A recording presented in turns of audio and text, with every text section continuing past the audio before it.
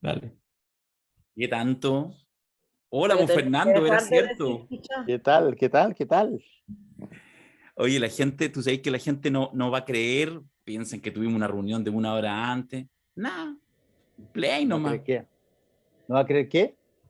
que nos preparamos. Ah. La gente No no va a creer cree. que no nos preparamos. Sí, Oye, espérate, voy a cambiar los anteojos porque veo que me reflejan toda la pantalla, mientras que los de la Ale son Sí. perfectos, ven los ojitos al tiro directo. O sea, ¿Cómo lo hago? abuelito, dime tú. De Oye. abuelito, dime tú. Oye, ¿viste que entró bien Fernando, vale? Pocha, Diego. ¿Tú sabes por qué es eso? ¿Tú sabes por qué es A ver, eso? déjame ver. No. Aquí tengo... Porque ahí estáis generando una cultura del terror. ¿Te parece bien? Témanme. ¡Ay, no! Ahí los cago, no. No, eso no. ¿De verdad? Yo me Miedo siento... que lo más. Miedo que lo Espérate, más. voy a ir a ver. Activo. Qué grande. Qué grande, ¿verdad? Miedo quiero más que indiferencia. Pues. Si este podcast tuviera un directora, en este minuto diría que desastre. ¿Qué ¿Cómo pasó? Saturando tu micrófono, saturando tu micrófono. saturaste así mal? Ahí Mal. está, Sí. igual de brilloso, pero... Ya, me voy. Igual no vamos a leer, Fernando, así que no importa. ¡Pretencioso! ¡Pretencioso! Sí, No vamos a leer, te lo puedes sacar. Sí. No, pero está bien. Está bien. Si igual un poquito de vanidad. Nah. Poco vanidad. Vanitas vanitatum et omnia vanitas. Esa wea. Vanidad de vanidades, Vamos a todo es empezar a vanidad. hablar en latín. Sí, pues, No, me Sí, pues. salió el Vaticano ahí. Salió el Vaticano ahí, pues. Oye, Don Fernando Paulsen Silva. Fernando, Ahí está el Silva. no, Salió no el voy a Silva decir de nada, no. Paulsen. Me voy a Claro. quedar callada mejor. no, dale, ¿Qué por haya decir? favor. ¿Qué haya decir? Canta. Canta. Fernando siempre ha sido el mijito rico de las redacciones, entonces no. Ah, puta, bueno, y nadie se tiró, weón. Nadie me dio una señal. Mentiroso. Qué mentiroso. Yo que soy tímido, me tienen que tomar de la mano y llevarme. Sí, ¿no? te han tomado Ay, la mano. ella, la tímida ya. ¿Qué es lo que hace un rugbyista seduciendo a la vida? Exactamente. Oye, me entrevistó ayer y que sale creo que hoy día, una guay que puede quedar la cagada, pero en fin, Pablo Iglesias. Ya, para la base. Claro, para su, no, tiene un medio, no sé cuál es, pero ya hablamos de las cosas de acá y todo lo demás. Y se tira de repente una alegoría sobre el rugby, tratando así como de hacer choro con el rugby, esto de que el fútbol es un deporte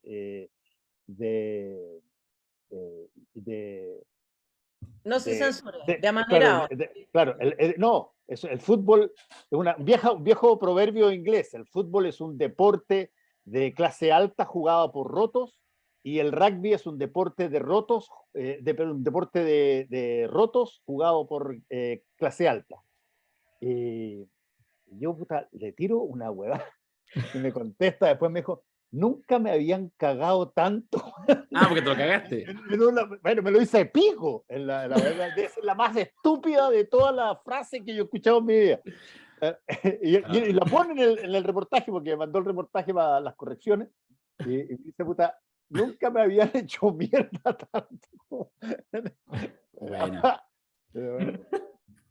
Oye, Vamos a verlo entonces, vamos a verlo. Sale hoy día, dijiste. no sé cuándo sale. Ya está mandado. Pero sí, eso sale rápido en general. Sí, porque el podcast de Pablo Iglesias, la base, que está en Spotify y todo, está en vacaciones en este rato. No, este entiendo que es algo de texto, porque es texto. Ah, ya. Ya. Tiene Sí, creo que está trabajando. una revista, Creo que entró un diario periódico. allá. Creo que un entró periódico. un periódico, sí. Sí. Sí. De hecho, salió la noticia, no me acuerdo cuál, pero creo que entró, sí. Bueno, Ale, podemos... Está bien, ¿cierto? No tenéis clases, no... Ya terminé. Yo tampoco, yo tengo ayer y el jueves. Así que, por eso que para mí era complicado grabar Sí. el lunes, porque tengo clases el lunes y los jueves. Sí. Hemos develado, esa es la razón. Podíamos el lunes en horarios de mierda, Fernando era más cómodo el martes, para Ale entiendo que también, a propósito que ya se ha ido transformando en, porque cosa que dice la Alejandra Matu, yo no sé quién tiene esa capacidad. Mirko la tenía, pero la capacidad de repente con pequeñas frases, con una pequeña historia, petit histoire, y se genera después ya como una cultura. Entonces ya ahora entiendo que las academias de flamenco ya tienen saturada todas Las inscripciones. las inscripciones y toda la cosa. Y recibirá un porcentaje la Alejandra, supongo. No, hay cosas que no se hacen. Debiera, ¿viste? No. ¿Qué te iba a decir? Bueno, y ahora van a subir las inscripciones al rugby, me imagino. No, pues esa Escuelas de rugby en todo lugar. Oye, claro, además de repente, Claro, todos los niños del planeta quieren jugar rugby. ¿Qué pasó? bueno, claro. la selección chilena de masculina, los Cóndores, clasificó al Mundial, que es una cosa así, Sí, pero una cosa primera así, vez en la historia, sí. una verdad. gesta. Me encantaría haber podido hacerlo yo cuando jugaba, pero cuando yo jugaba no existían los mundiales y no teníamos ninguna chance deportivamente de poder llegar tampoco. Esta selección es mucho mejor que nosotros, nos pasa a 40 puntos nosotros. Oye, les quiero mostrar algo que dos amigos, nuestro músico de cabecera, nos mandó un pequeño regalito, grabó un pequeño regalito. Reconozco cuando lo vean que tiene una pequeña, digamos, mención publicitaria incluida, pero su objetivo fue de lo más loable porque él sabe. Mientras que no sea Mirko el que canta, estamos bien. Eso está superado. Eso está, pero hay sopranos muy buenos. Man. Sí. Oye, Oye, si él no es soprano, él tiene, bueno. Mesa soprano. Una cosa así. Yo acabo recién. ¿Cuántas categorías Mirko tiene? Mirko es el rey del karaoke. El rey del karaoke. Sí. Yo acabo recién, justo antes de esto, de grabar una canción que tenía hace rato ganas de grabar. Y ahí se convirtió en la canción grabada número 116. ¿Y yo? ¿Qué es canción? O sea, Darío, yo canto, sí. Y de hecho, desde aquí estoy viendo tu micrófono. Bueno, no diré más. Claro, es que el micrófono, es verdad, mi micrófono yo lo pongo contra la ropa del closet, ahí donde está, porque la ropa me hace de buffer, para que no haya eco. Yo el otro día abro las puertas de todo. Entro a la casa de Paulsen, estaba cantando, entro ahí donde está y pensé que era como judío ortodoxo, que estaba contra el muro de los lamentos, haciendo una cosa así, pero era porque estaba grabando. Entonces no... eso nomás quiero decir. Eso vamos a tener que publicar esa de a poco, las canciones. Tranquilo. Bueno, hay para todo gusto. Lo que yo quiero decir es que nuestro músico de cabecera, Camilo Salinas, en buena compañía, dijo, porque él sabe, él ha acompañado, él es parte del equipo, por lo tanto, sabía este deseo nuestro que la Cosa Nostra asumiera este formato definitivo con Alejandra, con Fernando. Alejandra que se integra un mes antes, Fernando que tuvimos que esperarlo un poquito, pero ese deseo está cumplido y por lo tanto ahora les envío un saludo a ambos, porque él no lo había hecho como corresponde. Así que voy a compartir este pequeño saludo musical, espero que les guste, o que si no, mientan lo suficiente. Hola Darío, Alberto. Mira, aquí les queremos hacer un regalito y darle la bienvenida a los nuevos arribados a la Cosa Nostra. Para la principesa Alessandra, para el capitano Fernando, este pedacito del vals.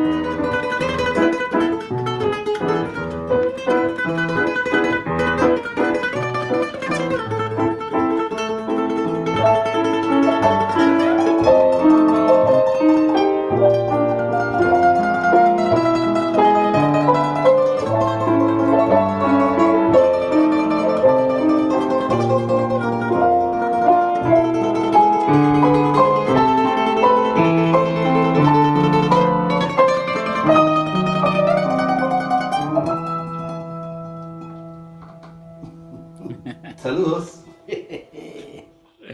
Y ahí está el saludo. Horacio Loro Salinas y Camilo con el vals de la Cosa Nostra, así que... La dupla, ¿no? La dupla. La dupla. Y bueno, aparecía ahí una pequeña mención publicitaria. El próximo martes 23 vamos a estar en el Teatro Ictus en una cosa que, bueno, en fin. Ahí voy a invitar a Alejandra, a Fernando a ver si... Tú no te puedes imaginar, ustedes no se pueden imaginar lo que fue el concierto de Inti Illimani en la ciudad de Austin, Texas, el año 1979, 80. En 80 cuando llega Inti Illimani ahí. Yo no los conocía, pero era chileno y me fui a acercar y les ayudé después con las pormenores y las cosas. Pero no cabía un alma en el estadio más grande que tiene Austin, que deben ser para 30.000 personas. Extraordinario durante como 2 horas y media, pero fue salvaje. Fíjate, esto en ese año donde todavía las cosas estaban duras. Así es la cosa. Sí, heavy. Así que bueno, mira, qué bueno lo que comentas, porque justamente parte de esa historia es la que vamos a poner en escena en este espectáculo 4 de septiembre 70-22, a 2 semanas del plebiscito, donde vamos a ver si la música nos da esa respuesta. Esto es como una especie como de numerología, pero en versión música. Vamos a ver si, mirando la música desde 50 años... Voy a cerrar la puerta del closet, sí. Dale. Le bajó ¿viste? Al final igual viene. Bueno, me parece que están las presentaciones hechas, estamos felices, contentos. Yo creo que es momento de que Dabañino nos diga ya, pues, déjense de procrastinar y a lo que vinimos. Eso. A lo que vinimos. A lo que vinimos.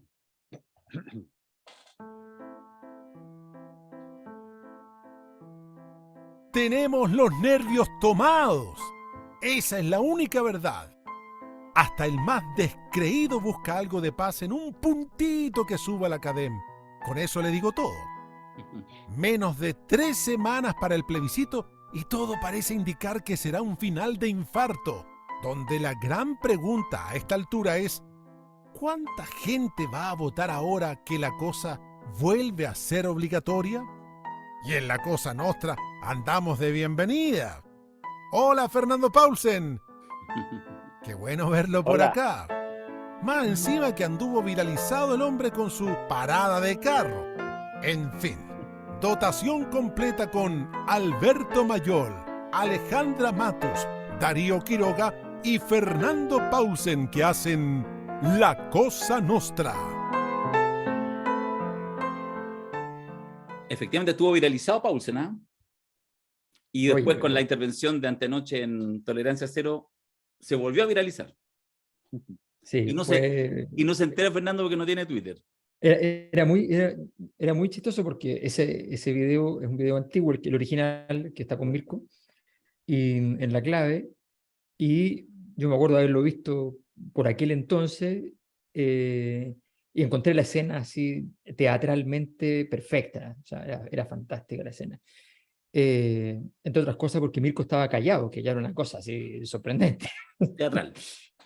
Entonces, pero estaba muy buena, y de pronto aparecía como Fernando Paulsen le responde. Yo decía, es fantástico, le respondió históricamente antes, por anticipación, a los amarillos. Entonces estaba buenísima, pero viene la ratificación de que la respuesta sí era respuesta, porque siempre uno podía decir, oye, pero yo lo dije en otro contexto, qué sé yo. Por supuesto. Pero aparece Fernando, y entonces en Tolerancia Cero usa su minuto de confianza, que son siempre 2 minutos y medio, 3, digamos. No, pero a mí me parece muy bien, porque yo soy de esa doctrina. O sea, cuando yo el poco tiempo que trabajé en televisión, siempre te decían, no hables. Y yo decía, pero ¿para qué me invitan? O sea, no entiendo. O sea, ¿por qué me piden que venga? Entonces no puedo hablar. Es que tienes que preguntarle a la gente. Pero si yo no soy experto en preguntarle a la gente, o sea, ¿para qué me traen? Si quieren que yo le pregunte a alguien una cosa. Si saben cómo me pongo. Y además, claro, además te llegan unos invitados que tú dices, bueno, en fin, da lo mismo. Ya no quiero entrar en detalle porque es comprometedor para mucha gente aquí. Entonces, pero en el fondo decía, bueno, pero es absurdo. Entonces me parece muy bien cuando uno le dicen, oye, tienes 1 minuto, y tú dices, a ver, sí, pero voy a tomarme 3 minutos, o sea, porque quiero decir lo que quiero decir y lo quiero decir bien.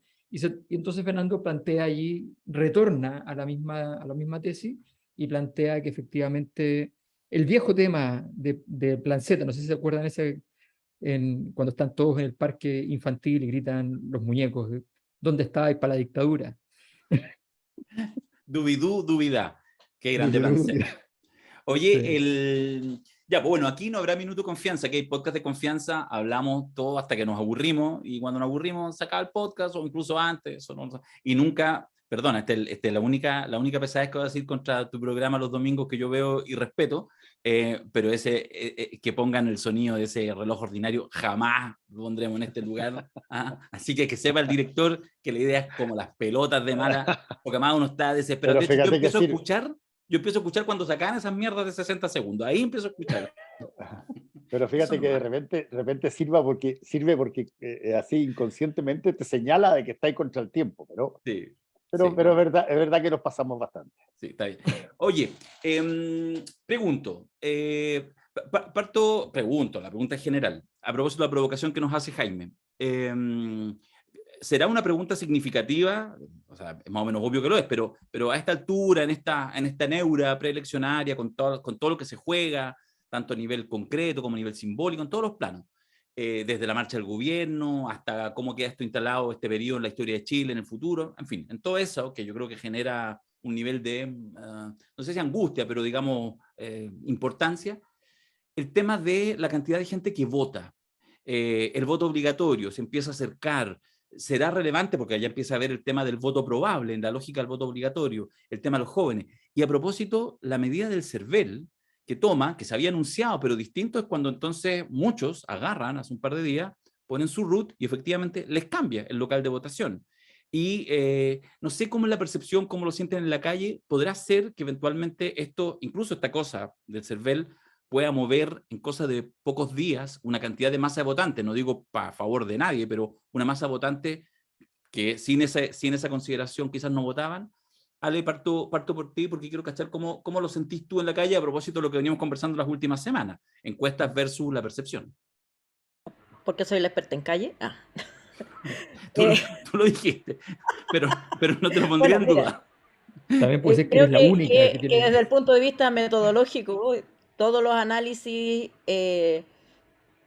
respecto de las votaciones previas no permiten comparación con esta elección o con este momento electoral, porque se va a incorporar gente que probablemente no votó en el plebiscito de entrada, ni votó respecto de la actual candidatura presidencial o el actual presidente, y por lo tanto se genera el temido momento de incertidumbre. Pero la verdad es que ya me tiene bastante agotada el tema de tratar de predecir, porque nunca hemos sido buenos los periodistas para eso. Y además, las encuestas ya sabremos si se equivocaron o no el 5 de septiembre y ahí podremos analizar ese tema.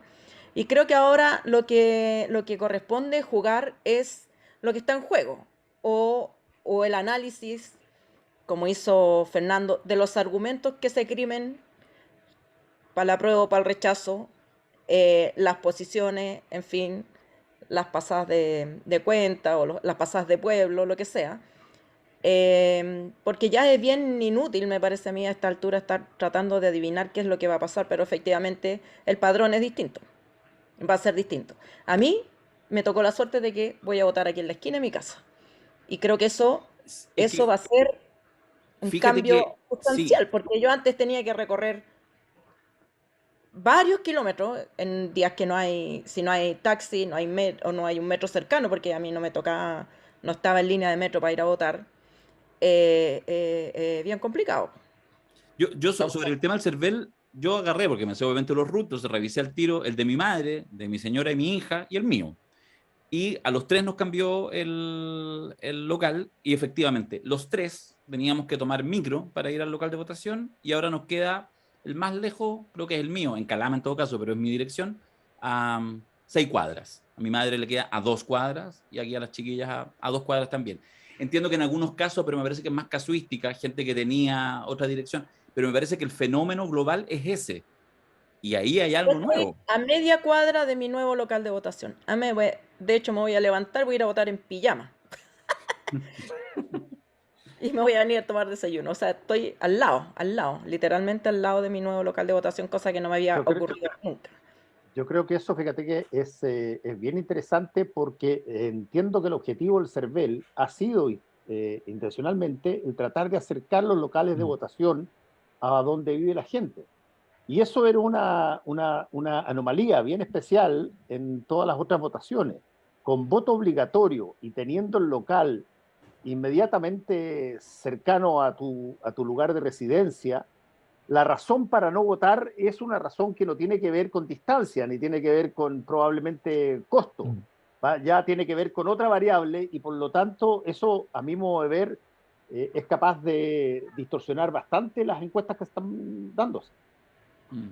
Oye, Sí, son muchas variables nuevas. O sea, cuando hay muchas variables nuevas, eh, que efectivamente, bueno, anécdota más o menos, yo incluso aquí quedé a 2 cuadras para votar. O sea, en Valencia, ya, pero sí. anécdota. Ahora, mi señora quedó en Barcelona por algún misterioso motivo, con la misma dirección, quedó en Barcelona y yo quedé en Valencia. Entonces, Bueno, digamos que en España no pero, hay tantos locales de votación, po. pero Alguien prefiero tenía que ir a más. votar a Barcelona, alguien. Pero Alguien tenía que... no, si pusieron, hay harta gente, o sea, y va a ir harta Sí. gente a votar, efectivamente. Yo creo que va a ser, efectivamente tenemos un tema de predicción que es bien complejo. Nosotros en la encuesta que estamos haciendo ahora puse unos procedimientos de predicción que vamos a ver si funcionan en términos de la población que pueda ir a votar. Son siempre muy, muy difíciles. Yo desconfío de los procedimientos habituales que se usan para eso, porque en realidad no son hacer predicciones. Efectivamente es muy difícil en ese tipo de cosas, en conducta, digamos, en conducta es muy difícil. En opinión es mucho más fácil y ya es difícil. Entonces es bien interesante, pero yo creo que efectivamente hay muchas variables que cambian y por tanto el escenario predictivo es muy, muy complejo. Creo que hay varias cosas que seguramente vamos a conversar hoy o la próxima semana respecto a lo que es el plebiscito, que nos van a mostrar esos niveles de incertidumbre respecto y además que hay una cosa que es bien importante, que si es una ley, cuando hay mucha conflictividad asociada a una votación, vota mucha más gente. Eso es muy normal. Entremos con un tema que yo creo que igual es clave, para hacernos cargo un poco del análisis político que obliga esta semana y que tiene que ver con lo que hizo el gobierno, digamos, que de alguna manera lo venía, uno podría decir, anunciando y que me parece que fue el miércoles de la semana pasada, que se termina de afinar el acuerdo, ¿cierto? Este acuerdo extraparlamentario. Entonces, yo primero hago la pregunta muy sencillamente, ¿importa? ¿Tiene alguna relevancia? ¿Mueve la aguja? ¿La mueve para un lado o la mueve para otro? Se supone evidentemente que tiene que ser una aguja que se mueva a favor de la prueba, eso uno entiende.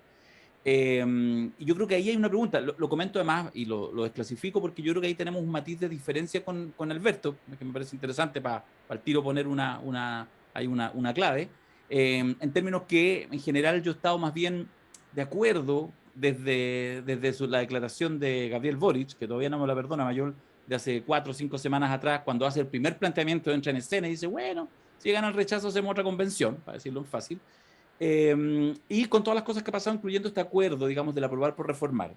Al tiro entramos con Alberto. Yo solo quiero decir algo, a propósito de algunas conversaciones que tenía con políticos profesionales en estos últimos días, más de lo habitual.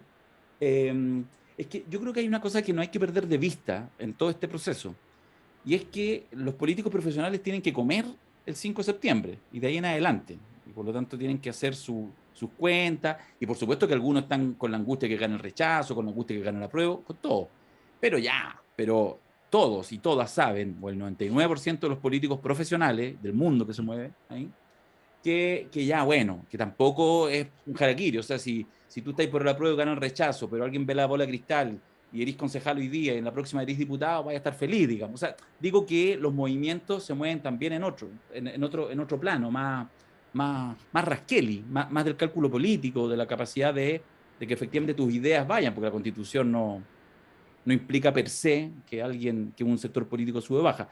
Digo porque yo creo que también hay que considerarlo. ¿Por qué?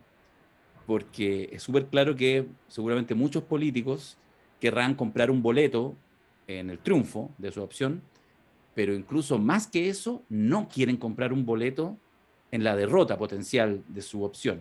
Y por lo tanto yo creo que muchos estaban tentados a no ser los culpables de la derrota del apruebo, que quizás es lo que está más crítico, y algunos también en la derecha estarán atentos a no ser responsables del potencial derrota del rechazo. Lo digo como elemento, digamos, Raskeli, de condición humana, pero de contexto también para entender lo que hacen las fuerzas políticas. Pero la pregunta es, ¿sirve para algo este acuerdo? Ya que me dejaste puesta ahí la vara de plantear mi punto, que no es que tengamos matices, en realidad estamos como A las a 3 antípodas. galaxias de distancia. ¿Ya? A ver, Voy a eh, buscar compañía. afirma, afirma. A Tranquilo. ver, no, mira, yo creo hay 2 cosas. Una que es más de carácter político profundo, menos relacionado con el triunfo o el fracaso, ¿no? Esa cosa tan importante que tenemos, siempre tenemos que estar hablando del triunfo o el fracaso. Pero bueno, pero más allá de eso, hay una cosa que a mí me parece que debió haber un poquito más de prolijidad respecto al significado del acuerdo, si es que se hacía de acuerdo, eso es una cosa que ya voy a plantear, por lo siguiente.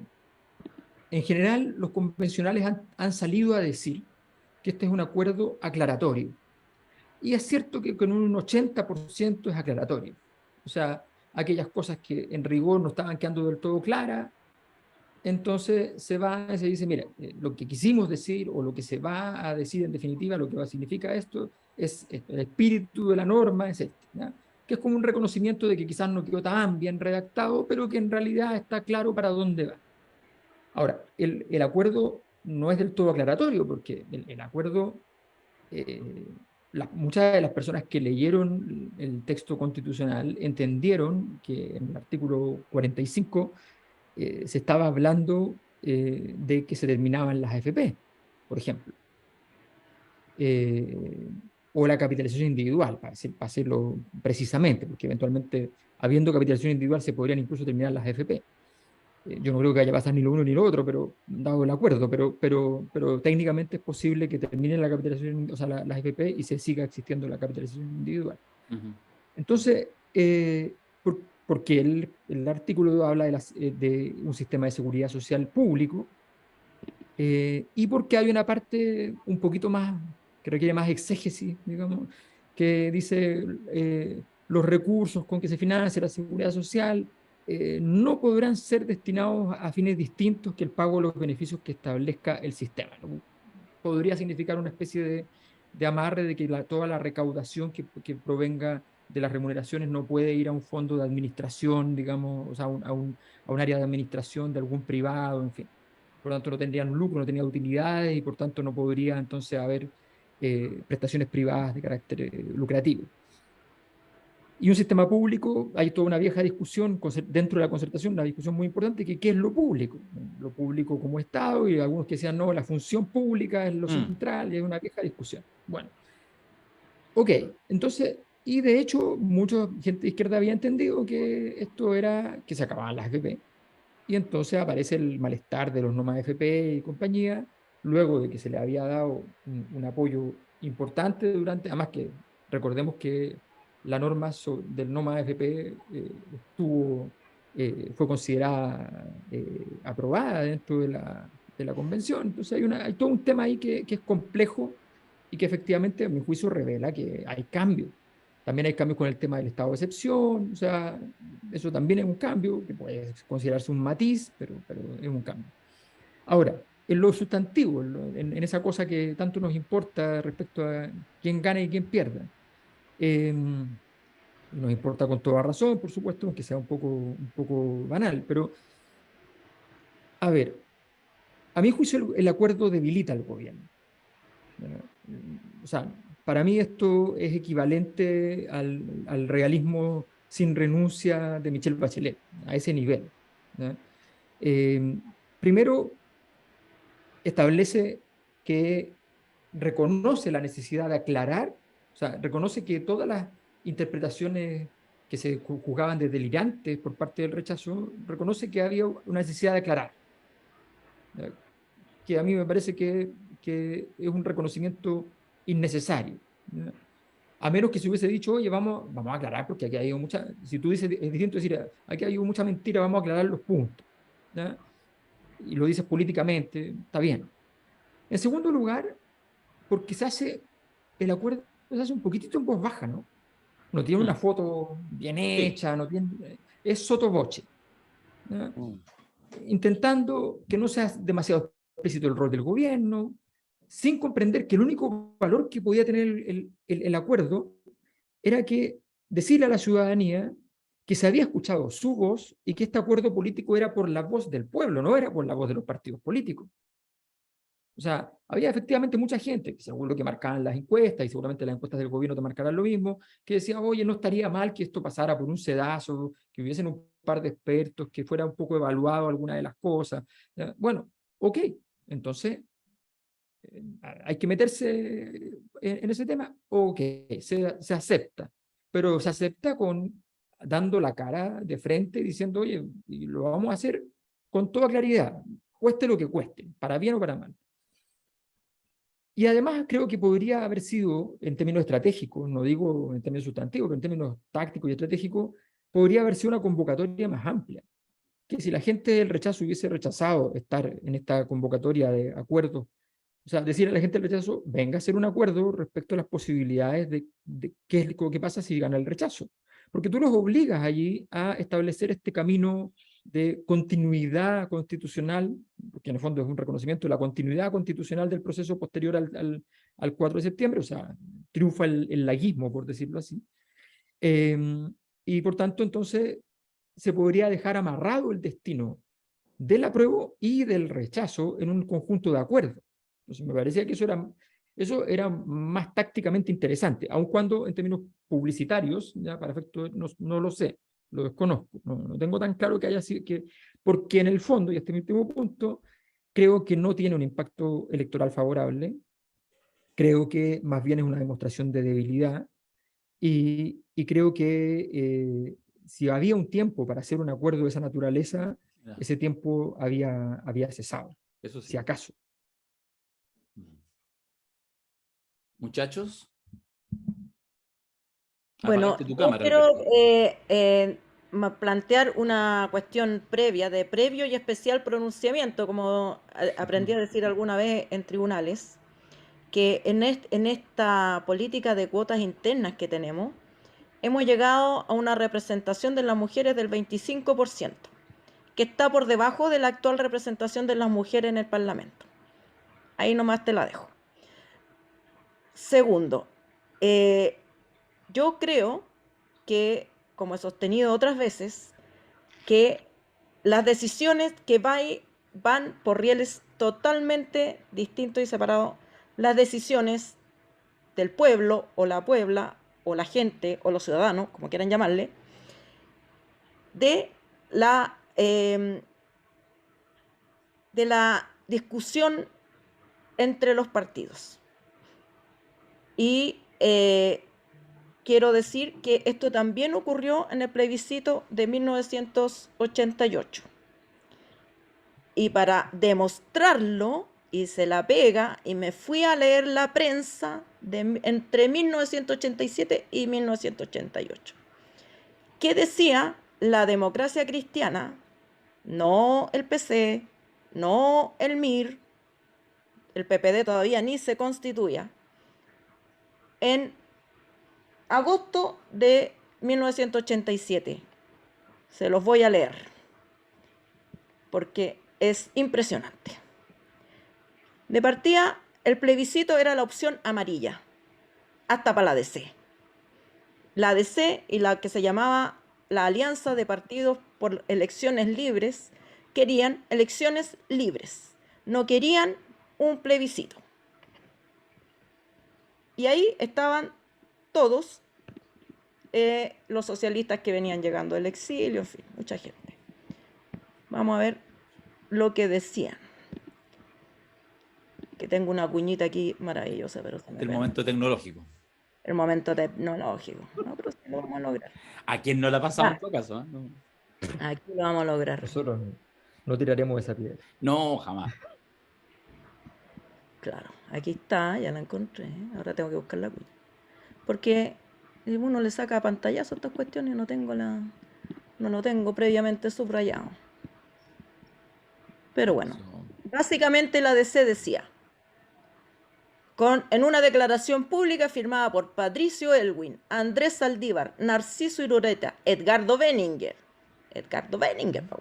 y Gutenberg Martínez, decían, ningún gobierno nacido en plebiscito tendrá legitimidad. Y por lo tanto, se oponían al plebiscito. Y la preocupación del gobierno en ese minuto era que se inscribiera la menor cantidad de gente posible, porque Pinochet ya estaba haciendo campaña por todo Chile, y la cuestión, y todos los llamados a elecciones libres rebotaban en el gobierno. Y a mediados de año vino el Papa, por si se acuerdan, vino el Papa y le dijo, cabro, plebiscito porque la reconciliación, la paz y la cacha de la espalda la escucharon. En febrero de 1988 ya estaba inscrito el 55% del padrón. Todavía no había fecha para el plebiscito. No había fecha y ya estaba inscrito el 55% del padrón. Creo que la única organización política que llamó a inscribirse, que repartió cartillas y que dijo, inscríbanse, ya sea que haya elecciones libres, que haya plebiscito, hay que inscribirse igual, fue la Iglesia. Había ganado, además Reagan también estaba promoviendo por allá.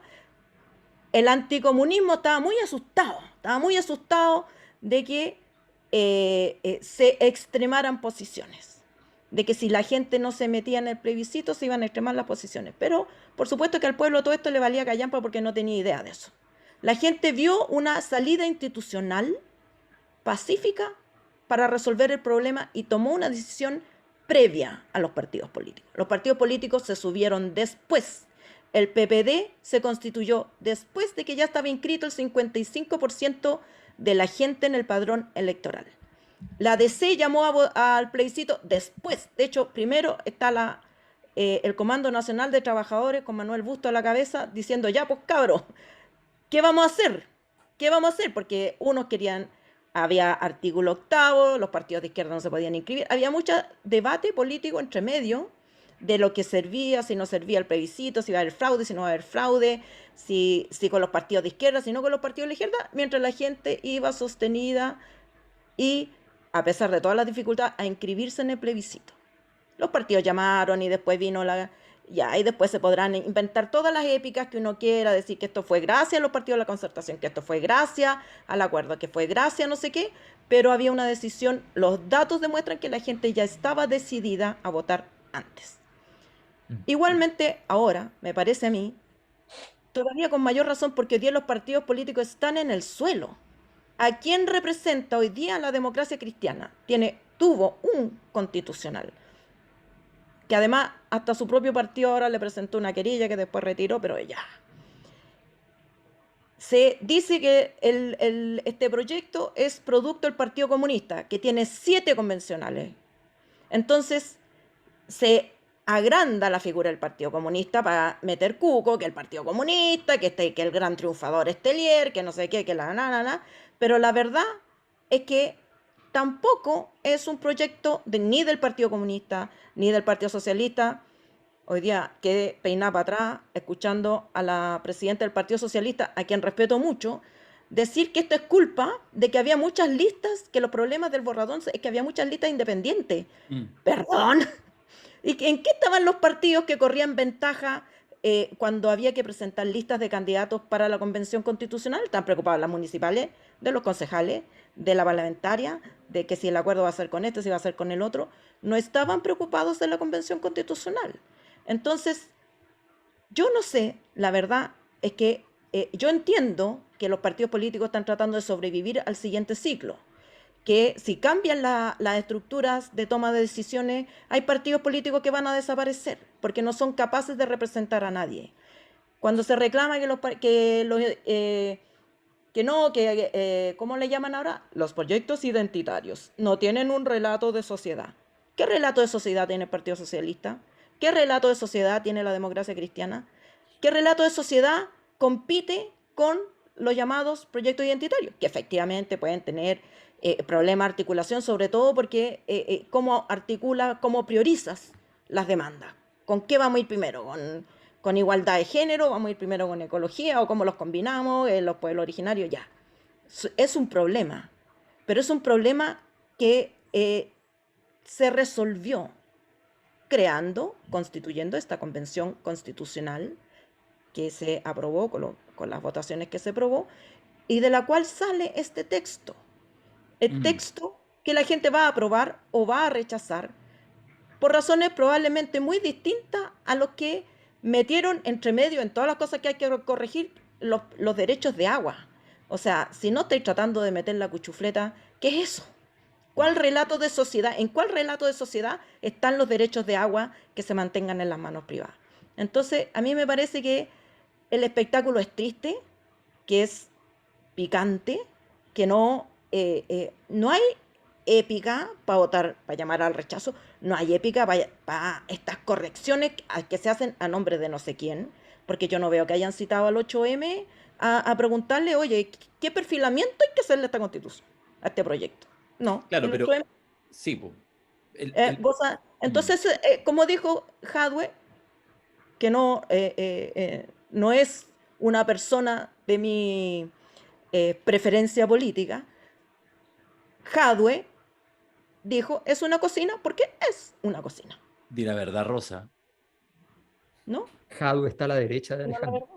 No, sí, po, pero Sí. no, po, pero... O a la izquierda, dependiendo del tema. O sea, con Maduro está, no sé dónde está, pero Fernando, ¿vais tú? Pues, o si no, allá no voy. quiero Ya, pelear con- mira, interesante volver al tema de cómo se construye un poco la salida de la dictadura como lo hace Alejandra. Eh, yo creo que la cosa no fue tan declarada como la planteó Alejandra. Creo que hay unos matices que son bastante importantes. En primer lugar, una de las primeras... A ver, en primer lugar, los partidos de izquierda el año 85 declaran públicamente, nosotros incluso tuvimos un titular en Revista Análisis al respecto, que el año 86 iba a ser el año decisivo. Decisivo.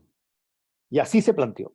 Año decisivo significaba que ahí, si es que no se votaba, el gobierno iba a quedar en una situación menesterosa y iba a cambiar la correlación de fuerzas en el país.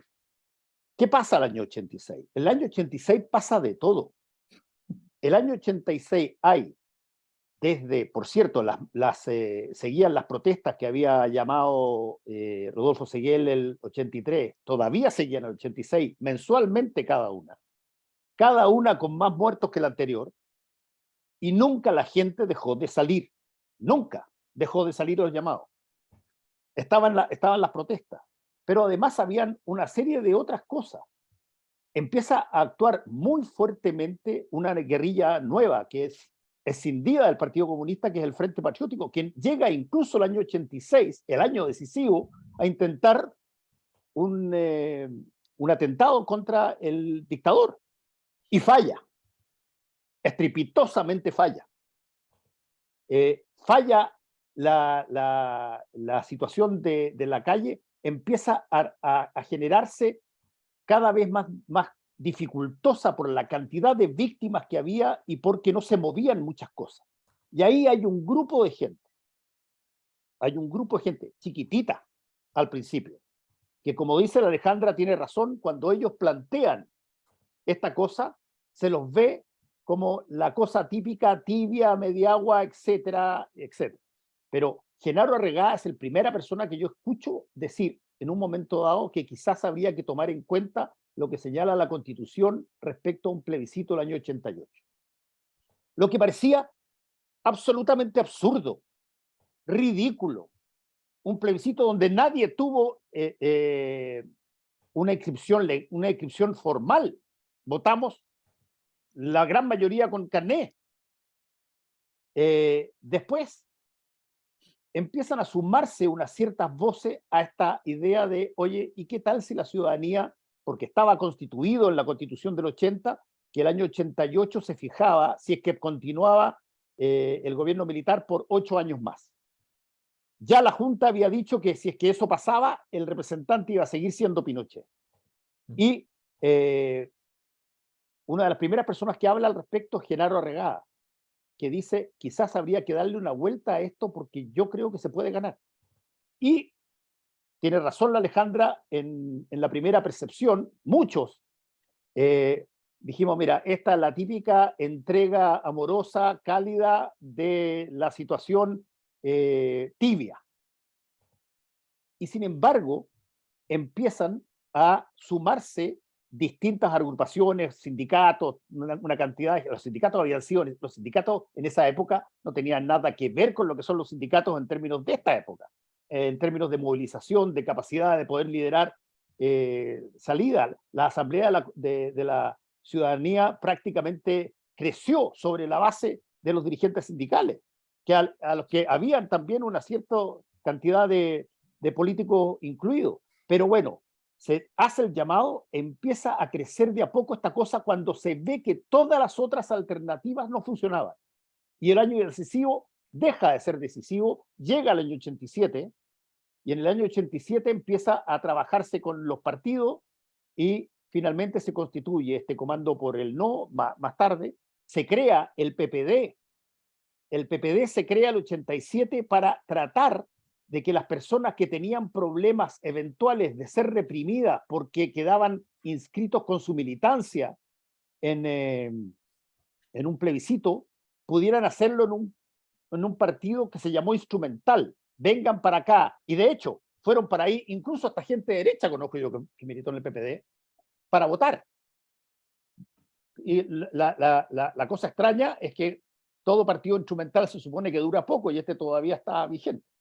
Pero el hecho es que empezó a crecer a finales del 86 y todo el 87, empezó a crecer la idea de que quizás, habiendo agotadas todas las otras opciones, ¿por qué no intentamos esto? ¿Qué tan difícil puede ser? Y se empezó a buscar apoyo y empezó a crecer el apoyo. El Partido Comunista hasta el último minuto se restó de muchas de estas conversaciones, pero 20 días antes del plebiscito dio libertad de acción a todos sus militantes para que votaran como ellos creyeran. Una cosa que el Partido Comunista normalmente no hace. Y se generó entonces, a partir de eso, las marchas que siguieron, todo el movimiento en torno al plebiscito del 88 y la franja, que fue un hito central de la cual podemos conversar más adelante. Pero el punto que estoy diciendo es que algo que partió efectivamente con un carácter timorato empezó a raíz de demostrarse que el 86 no hubo cambio alguno respecto de lo que se decía que iba a ser trascendental, empezó a optarse o personificarse un poco un plebiscito como una vía de salida. Lo que para los efectos prácticos, y termino con esto, para las personas que hoy día votan rechazo legítimamente, tienen todo su derecho y no cuestionan en absoluto su decisión, pero lo dicen porque sienten que puede haber mucha incertidumbre en el futuro respecto de esta constitución, no se pueden imaginar el nivel de incertidumbre que significaba ir a votar en el plebiscito del 88, que estaba en la constitución de Pinochet, sin registro electoral serio y con todas las fuerzas de la dictadura puestas a cubrir esa situación. Eso sí que era incierto, pero totalmente incierto. Y sin embargo se ganó. Oye, y desde ese punto de vista, y termino, y de ese punto de vista, el movimiento que parte efectivamente con una impresión de tibios, termina, incluso se creó un concepto, el 89ismo. Y mucha gente, en la revista Análisis habíamos varios que estábamos al principio descontentos con eso, no al 89ismo, porque se veía como una cosa básicamente para legitimar un seguimiento de lo que no se podía combatir. Y sin embargo, se ordenó la cosa, se armaron los frentes en todo el país, se armó la campaña del no, se hizo para mí una colaboración inédita por arriba de la mesa y bajo la mesa de los partidos de oposición y termina ganándose el plebiscito. Oye, ¿sabéis que a propósito del intercambio que hacen Alejandra y Fernando, yo de hecho les quería proponer tocar un par de temas que, digo, faltan 3 semanas para el plebiscito, un poco lo que decía hace un rato atrás la Ale, ya a esta altura el partido da lo mismo, llegará el 4 de septiembre y veremos qué pasó y después haremos algún análisis, algunas pasadas incluso de cuentas y todo. Pero hay ciertas cosas que independiente del resultado del 4 de septiembre ya son fenómenos, me parece a mí, eso es lo que lo planteo como hipótesis, que me parece que van a cambiar de manera bien significativa cómo se ordena la política, tanto a nivel, digamos, como el sistema más tradicional, como el quehacer político, es decir, la ciudadanía, cómo nos organizamos sencillamente para afrontar cosas como, por ejemplo, la delincuencia desatada o lo que tú queráis. Digamos. Entonces yo creo que ahí hay algunos elementos que uno ya podría ir profundizando. Entonces yo quiero proponer uno porque me surge. Y antes de eso, o junto con eso, como un preámbulo de esta introducción, que la dejo anunciada, que es la desaparición del Partido del Orden, quiero plantear. Voy a traer permanentemente acá a Mirko Macari como referencia. Esto lo hago además con cariño para la gente de la Cosa Nostra. Entonces voy a buscar siempre, voy a forzarlo para allá.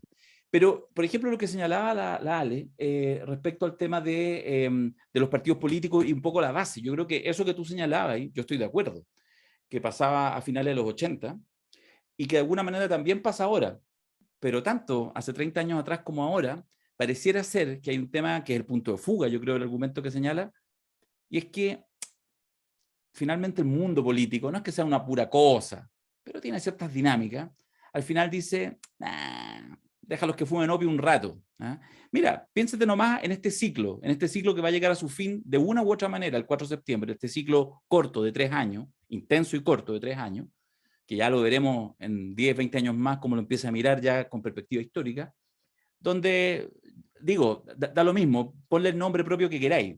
Felipe Arboe se para ahí y dice, me di un convencional, uno, yo, o 3 parece, no me acuerdo, el PPD parece que fue 1, 2 o 3, no me acuerdo.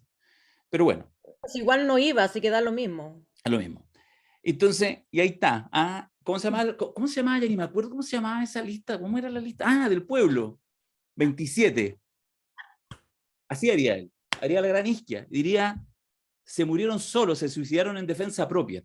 Entonces, eso es un tema que yo creo que hay un punto de fuga ahí, que tiene que ver con la capacidad de la política tradicional, formal, con todos sus debates internos, de sencillamente ver como eso otro, que es más masivo y que uno vea más que hay un tiempo mucho de reemplazo, hay una crisis de la política, etcétera, y dice, bueno, pero en la medida que no cuajen, vuelvo a la definición tradicional que siempre trabajamos en los seminarios, que está, el poder puede. Entonces, bueno, si sacaste 27 convencionales y terminaste generando menos poder que eventualmente la capacidad de un grupo de convencionales de partidos más tradicionales de poner el parelé, entonces, bueno, es una pregunta. Y por eso hago la pregunta, la dejo abierta acá, que es el tema de, lo planteo como una provocación, esta desaparición del Partido del Orden. Porque fíjate, perdonen que me extienda un minutito, voy a seguir con Felipe Arboe. Mira, hoy día lo vi no lo había visto, lo vi en Twitter y se los comparto.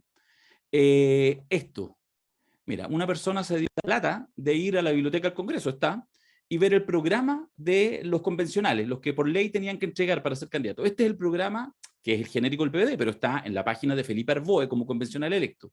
Entonces, ¿qué cosas dice Felipe Arboe? Dice, concretar el objetivo de Chile, que sus instituciones se reconozcan igualmente como una sociedad plurinacional. Reconocer y potenciar los derechos políticos de los pueblos indígenas para ser incluidos con voz y voto en todos los órganos de decisión institucional del Estado, Congreso, Gobierno local e instituciones públicas. Palabra de Felipe Arboe. En Chile, el rol del Senado como Cámara Revisora ha perdido su carácter y más bien tiende a la duplicidad de funciones legislativas que vuelven más lento el proceso legislativo. Y una última, respecto al sistema, al Poder Judicial, crear un Consejo General de Justicia o Consejo Superior de la Magistratura que ejerza las funciones de gobierno, administración y disciplina del Poder Judicial. Es palabra de Arboe.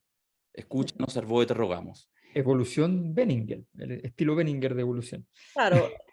Entonces, lo que quiero decir es, lo que quiero decir es, ¿qué pasa? Arboe estaba curado cuando aceptó que eso fuera su programa, digamos, para ser candidato convencional, o cambió ahora, o nunca lo creyó, nos mintió. Mira, ¿sabéis qué? Yo creo que fundamentalmente, y yo me quedo con la entrevista que le hicieron hace algunas semanas atrás, de hecho, a Camilo Escalona, que lo comentamos acá en el podcast, en Tolerancia Cero, creo que fue ahí. No sé, quizás la caí. Fue en Tolerancia, parece. Entonces, yo digo, mira, pongo a Arboe y Camilo Escalona, que uno podría decir lo mismo, el Partido del Orden que ha sido totalmente, de hecho, Camilo Escalona más, digamos, que Arboe, no podría decir, porque es más factotum y todo.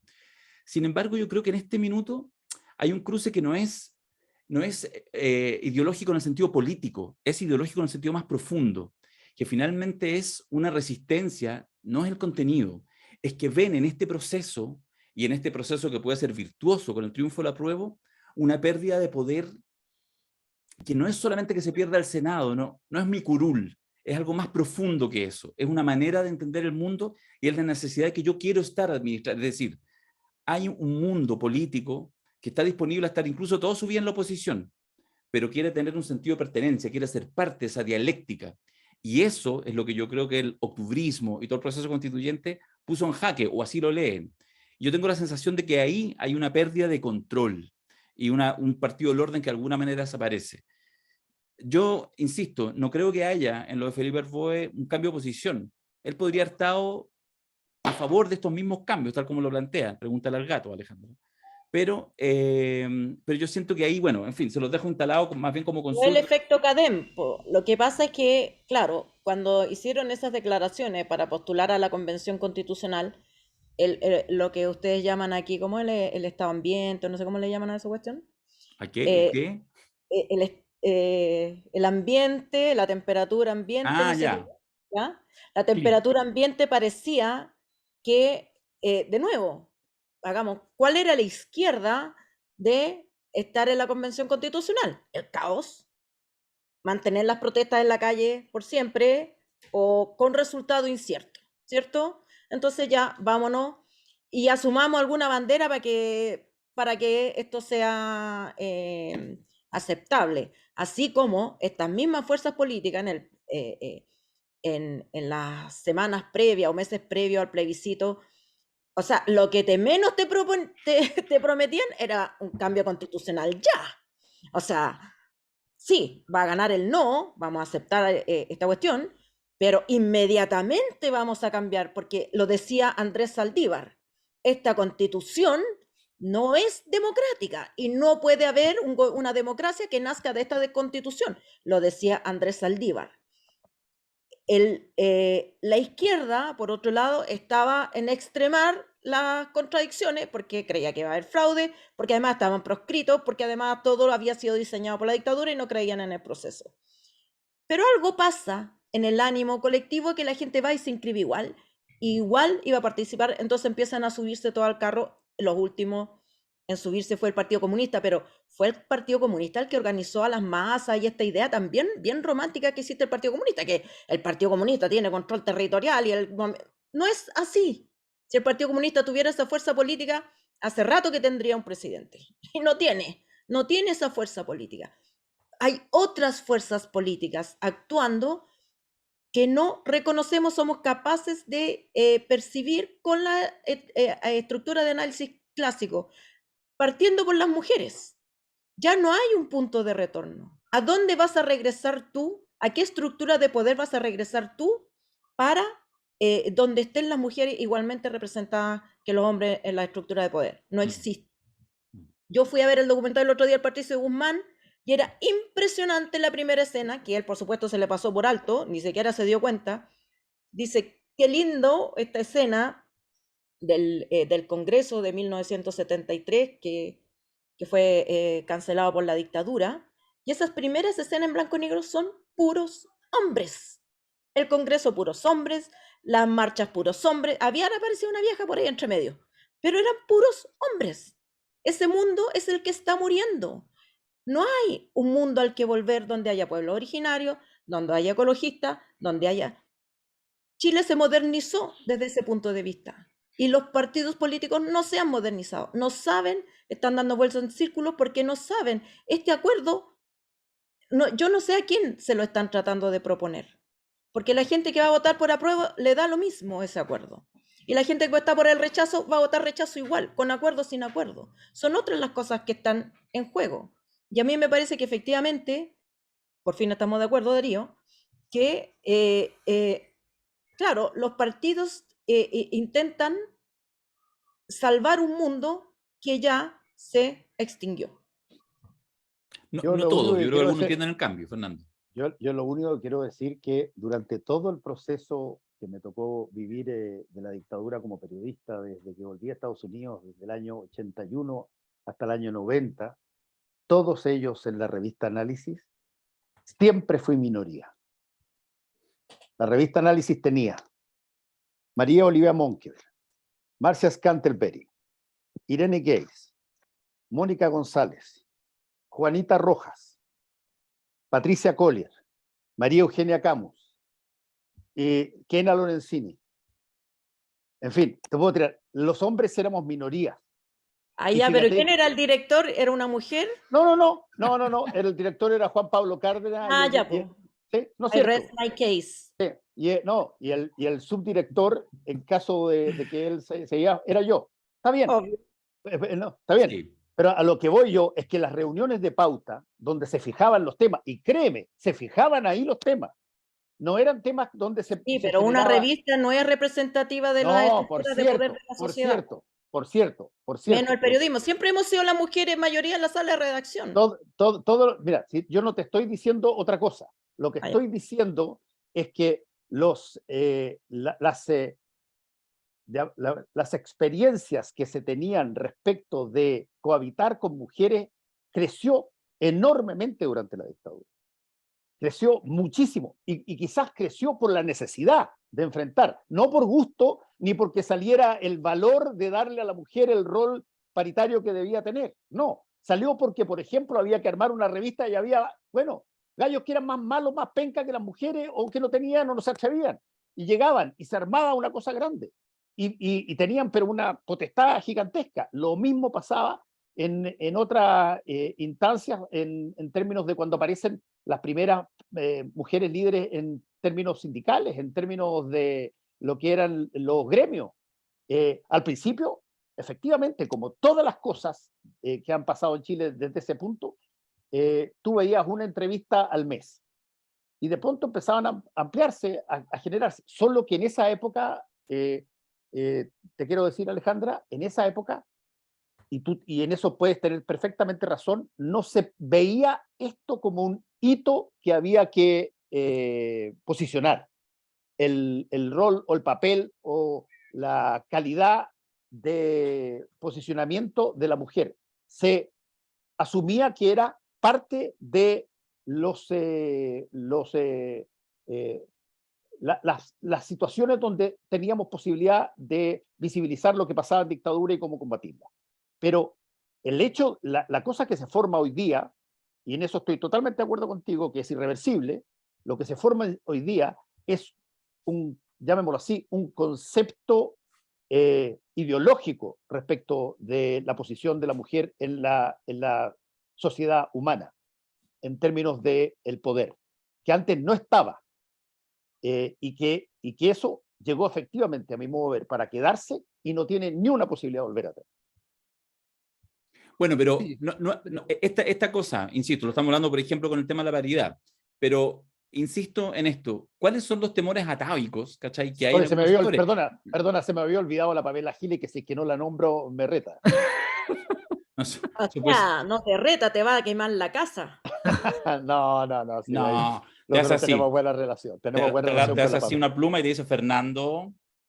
Sí. no, pero disculpa, Darío, porque yo quiero, o sea, tu planteamiento es correcto, pero al mismo tiempo abre un tema que tiene mucho que ver con las dinámicas de los cambios políticos y que al final puede ser el diagnóstico incorrecto siendo correcto. Explico. Ya. A fines del siglo XVIII había un general muy popular entre la gente que era miembro del directorio después de la Revolución Francesa, se llamaba Napoleón Bonaparte. Don Napoleón Bonaparte se va de expedición, ¿ya? Y en un momento determinado se entera de que había cierto relajo en las fuerzas de gobierno en París y vuelve intempestivamente a ejecutar un golpe que en todo caso parte del directorio lo estaba pidiendo, el mismo directorio que era golpeado por el golpe. y al cual pertenecía. Ese autogolpe, ¿ya? O golpe interno, digamos, es un golpe bastante bien visto, porque el problema es que el directorio había entrado en descrédito por la parte de la ciudadanía. Entonces, al final, a la gente no le pareció demasiado mal que este tipo, que era más popular, se hiciera cargo del bote. Poco tiempo después se declara cónsul de la nación y poquitos años después se declara directamente emperador. Y luego sus descendientes vuelven a ser reyes de Francia, a tal punto que la República acontece justo después de que se derroca el mandato de uno de sus descendientes en la corona, y al día de hoy, de hecho, al día de hoy, aunque no hay monarquía en Francia, como siempre que no hay monarquía, se entiende que hay igual personajes herederos que están disputando el trono eventual. Y uno de los que está reclamando el trono es debe ser, no sé, el tataranieto de Napoleón Bonaparte, ya incorporado por completo en las estructuras monárquicas históricas, casado como corresponde, ya, con herederas del trono austriaco y así sucesivamente, e hijo ya de, en fin, ya entendemos. Entonces, cuando uno habla de que efectivamente las cosas ya cambiaron, dice algo que es cierto, porque efectivamente estos procesos son muy, muy importantes. Y y ejemplifico esto para decir una cosa que creo que es súper llamativa, es súper interesante. A mí por lo menos me parece fascinante. A mí la política, una de las cosas que más me gusta de la política es que es fascinante en sus formas de desenvolvimiento. Las otras cosas, los otros temas sociales muchas veces son menos interesantes, pero como el poder es una cosa tan extraña y tan amorfa, entonces tiene estos comportamientos. Fíjense ustedes que ¿cuál ha sido el protagonista desde la zona política de protagonismo, el lugar donde se ha producido el protagonismo del ciclo Boric hasta ahora? ¿Ha sido el Frente Amplio? No. No, El protagonismo ha estado en ese espacio que podríamos denominar exconcertación, nueva mayoría, qué sé yo. Hay una especie de lugar que podríamos llamar un lugar al mismo tiempo muerto y muy vasto, un lugar casi sin límites, que parte en Eduardo Frei Ruiz Tagle diciendo voto rechazo, sigue en un Ricardo Lagos que dice soy agnóstico, me declaro agnóstico, y de aquí para adelante, de esa fecha para adelante, ya Descreo de puede pasar todo. cualquier cosa, ¿ya? Y luego Michelle Bachelet que dice, no, yo voto apruebo y voy con todo por el apruebo, y estos cambios hay que Tampoco les voy a grabar hacerlos. franja, pero bueno. O sea, que es lo típico de Michelle Bachelet, su proyecto político no va a ser, no sería nunca hacer exactamente esto, pero su postura política es distinta, ¿no? Que es una cosa que en todo caso no es tan rara en la historia, así que tampoco pongamos tanto. Entonces, voy a decirlo con una dinámica más irónica, ¿no? Hoy día, las grandes alamedas por donde pasa el hombre libre, ¿ya?, están en el espacio de la concertación. Sin embargo, por esas grandes alamedas no camina nadie de la concertación, porque en rigor esa zona es una zona muerta, o sea, vitalmente en términos de liderazgo está muerta. Sin embargo, es el espacio por donde está pasando la historia. Nuevamente, parece una cosa extrañísima, pero en realidad es una cosa que puede efectivamente ocurrir. ¿Por qué puede ocurrir? Porque ese interregno entre que lo viejo muere y lo nuevo nace requiere que lo nuevo logre reemplazar a lo viejo. Requiere una batalla, un momento de batalla en el cual lo nuevo le gane a lo viejo. Le gane a lo viejo no una elección, le gane cada disputa política. Eso es contrario a la tesis frente amplista, yo diría de Giorgio Jackson fundamentalmente, que es la tesis del reemplazo no darwinista, ¿ya? O sea, el reemplazo o un reemplazo darwinista etario. Se van a ir muriendo estos gallos, van a quedar fuera y vamos a emerger nosotros sin necesidad de entrar en un conflicto, ¿ya? Y esa tesis entonces hace que lo nuevo no esté situado en el lugar donde están pasando las cosas, y lo muerto está situado en el lugar donde están pasando las cosas. Entonces estamos en un momento zombie. Momento zombie. En un Qué bueno. momento zombie. Y ese tema, ¿qué genera?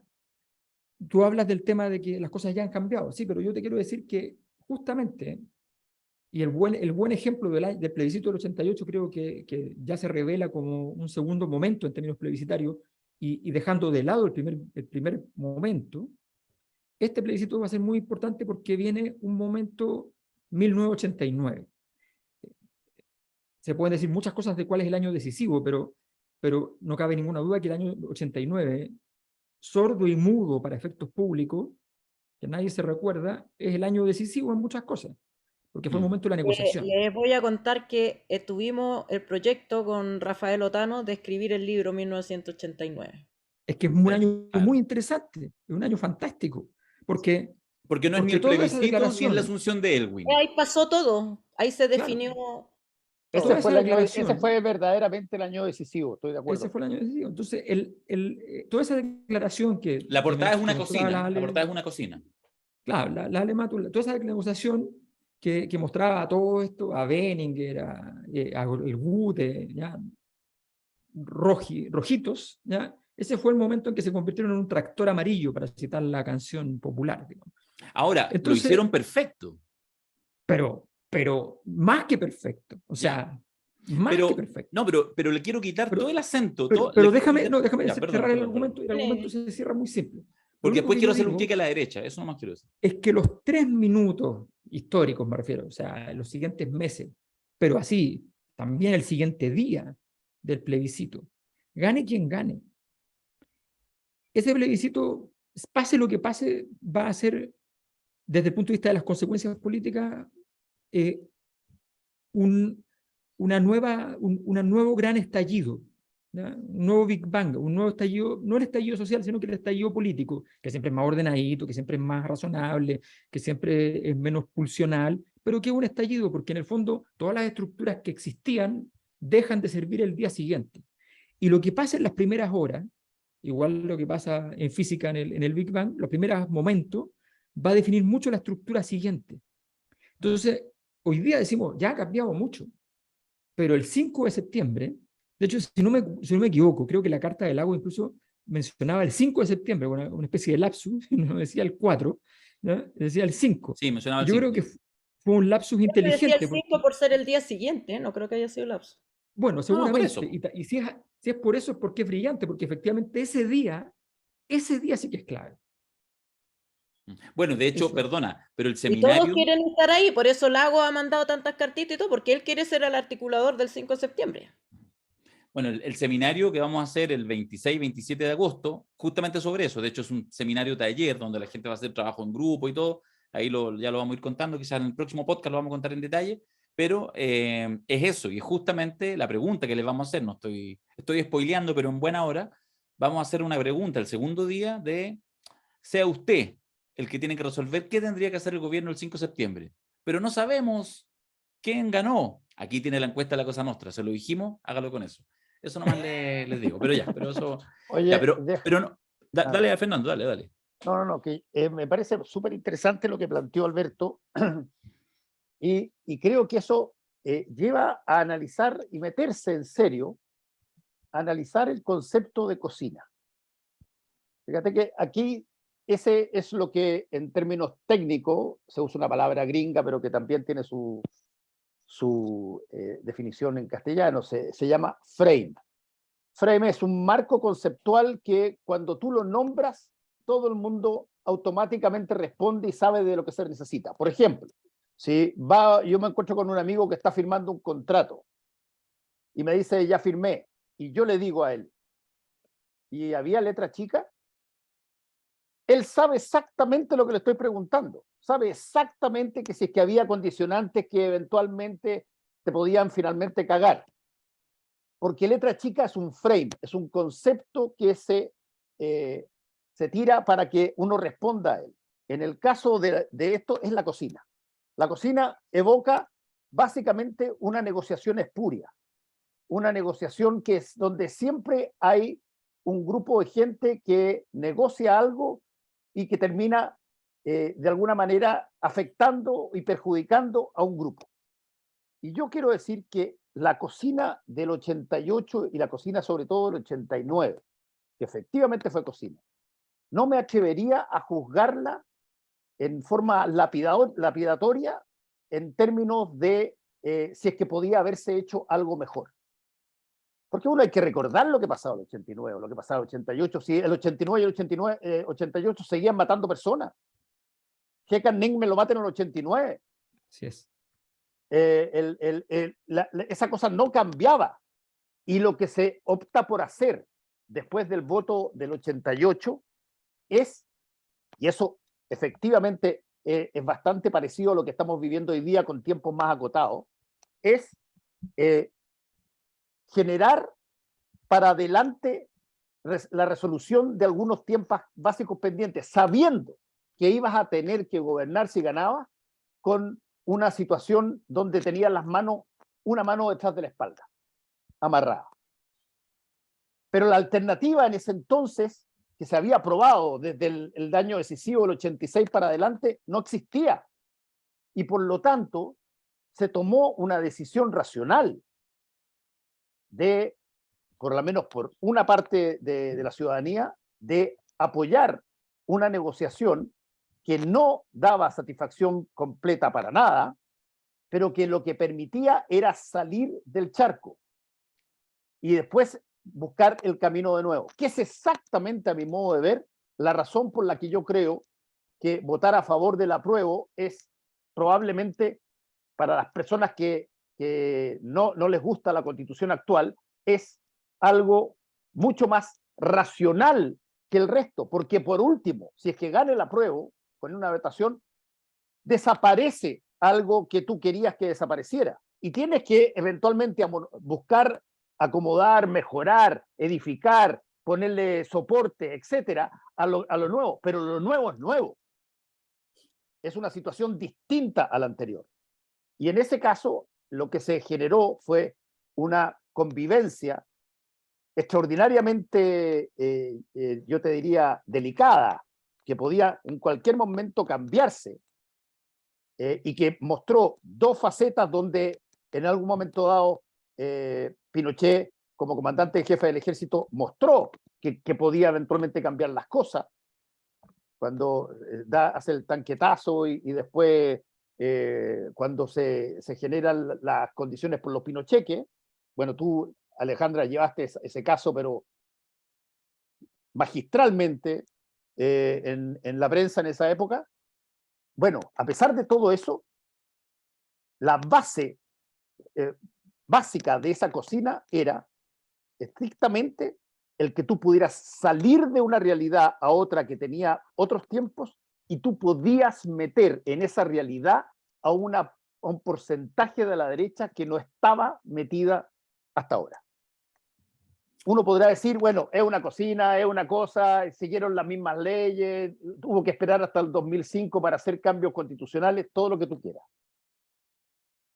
Pero no hubo más 3.000 muertos a balazo, no hubo más decisiones de ese tipo, y fue una cosa con algún qué sé yo, puedito de vergüenza, pero a veces, cuando el beneficio es mayor, yo creo que avergonzarse no es un costo muy alto. Y desde ese punto de vista, no estoy por tirarle paletas de tierra a la cocina del 88 y el 89.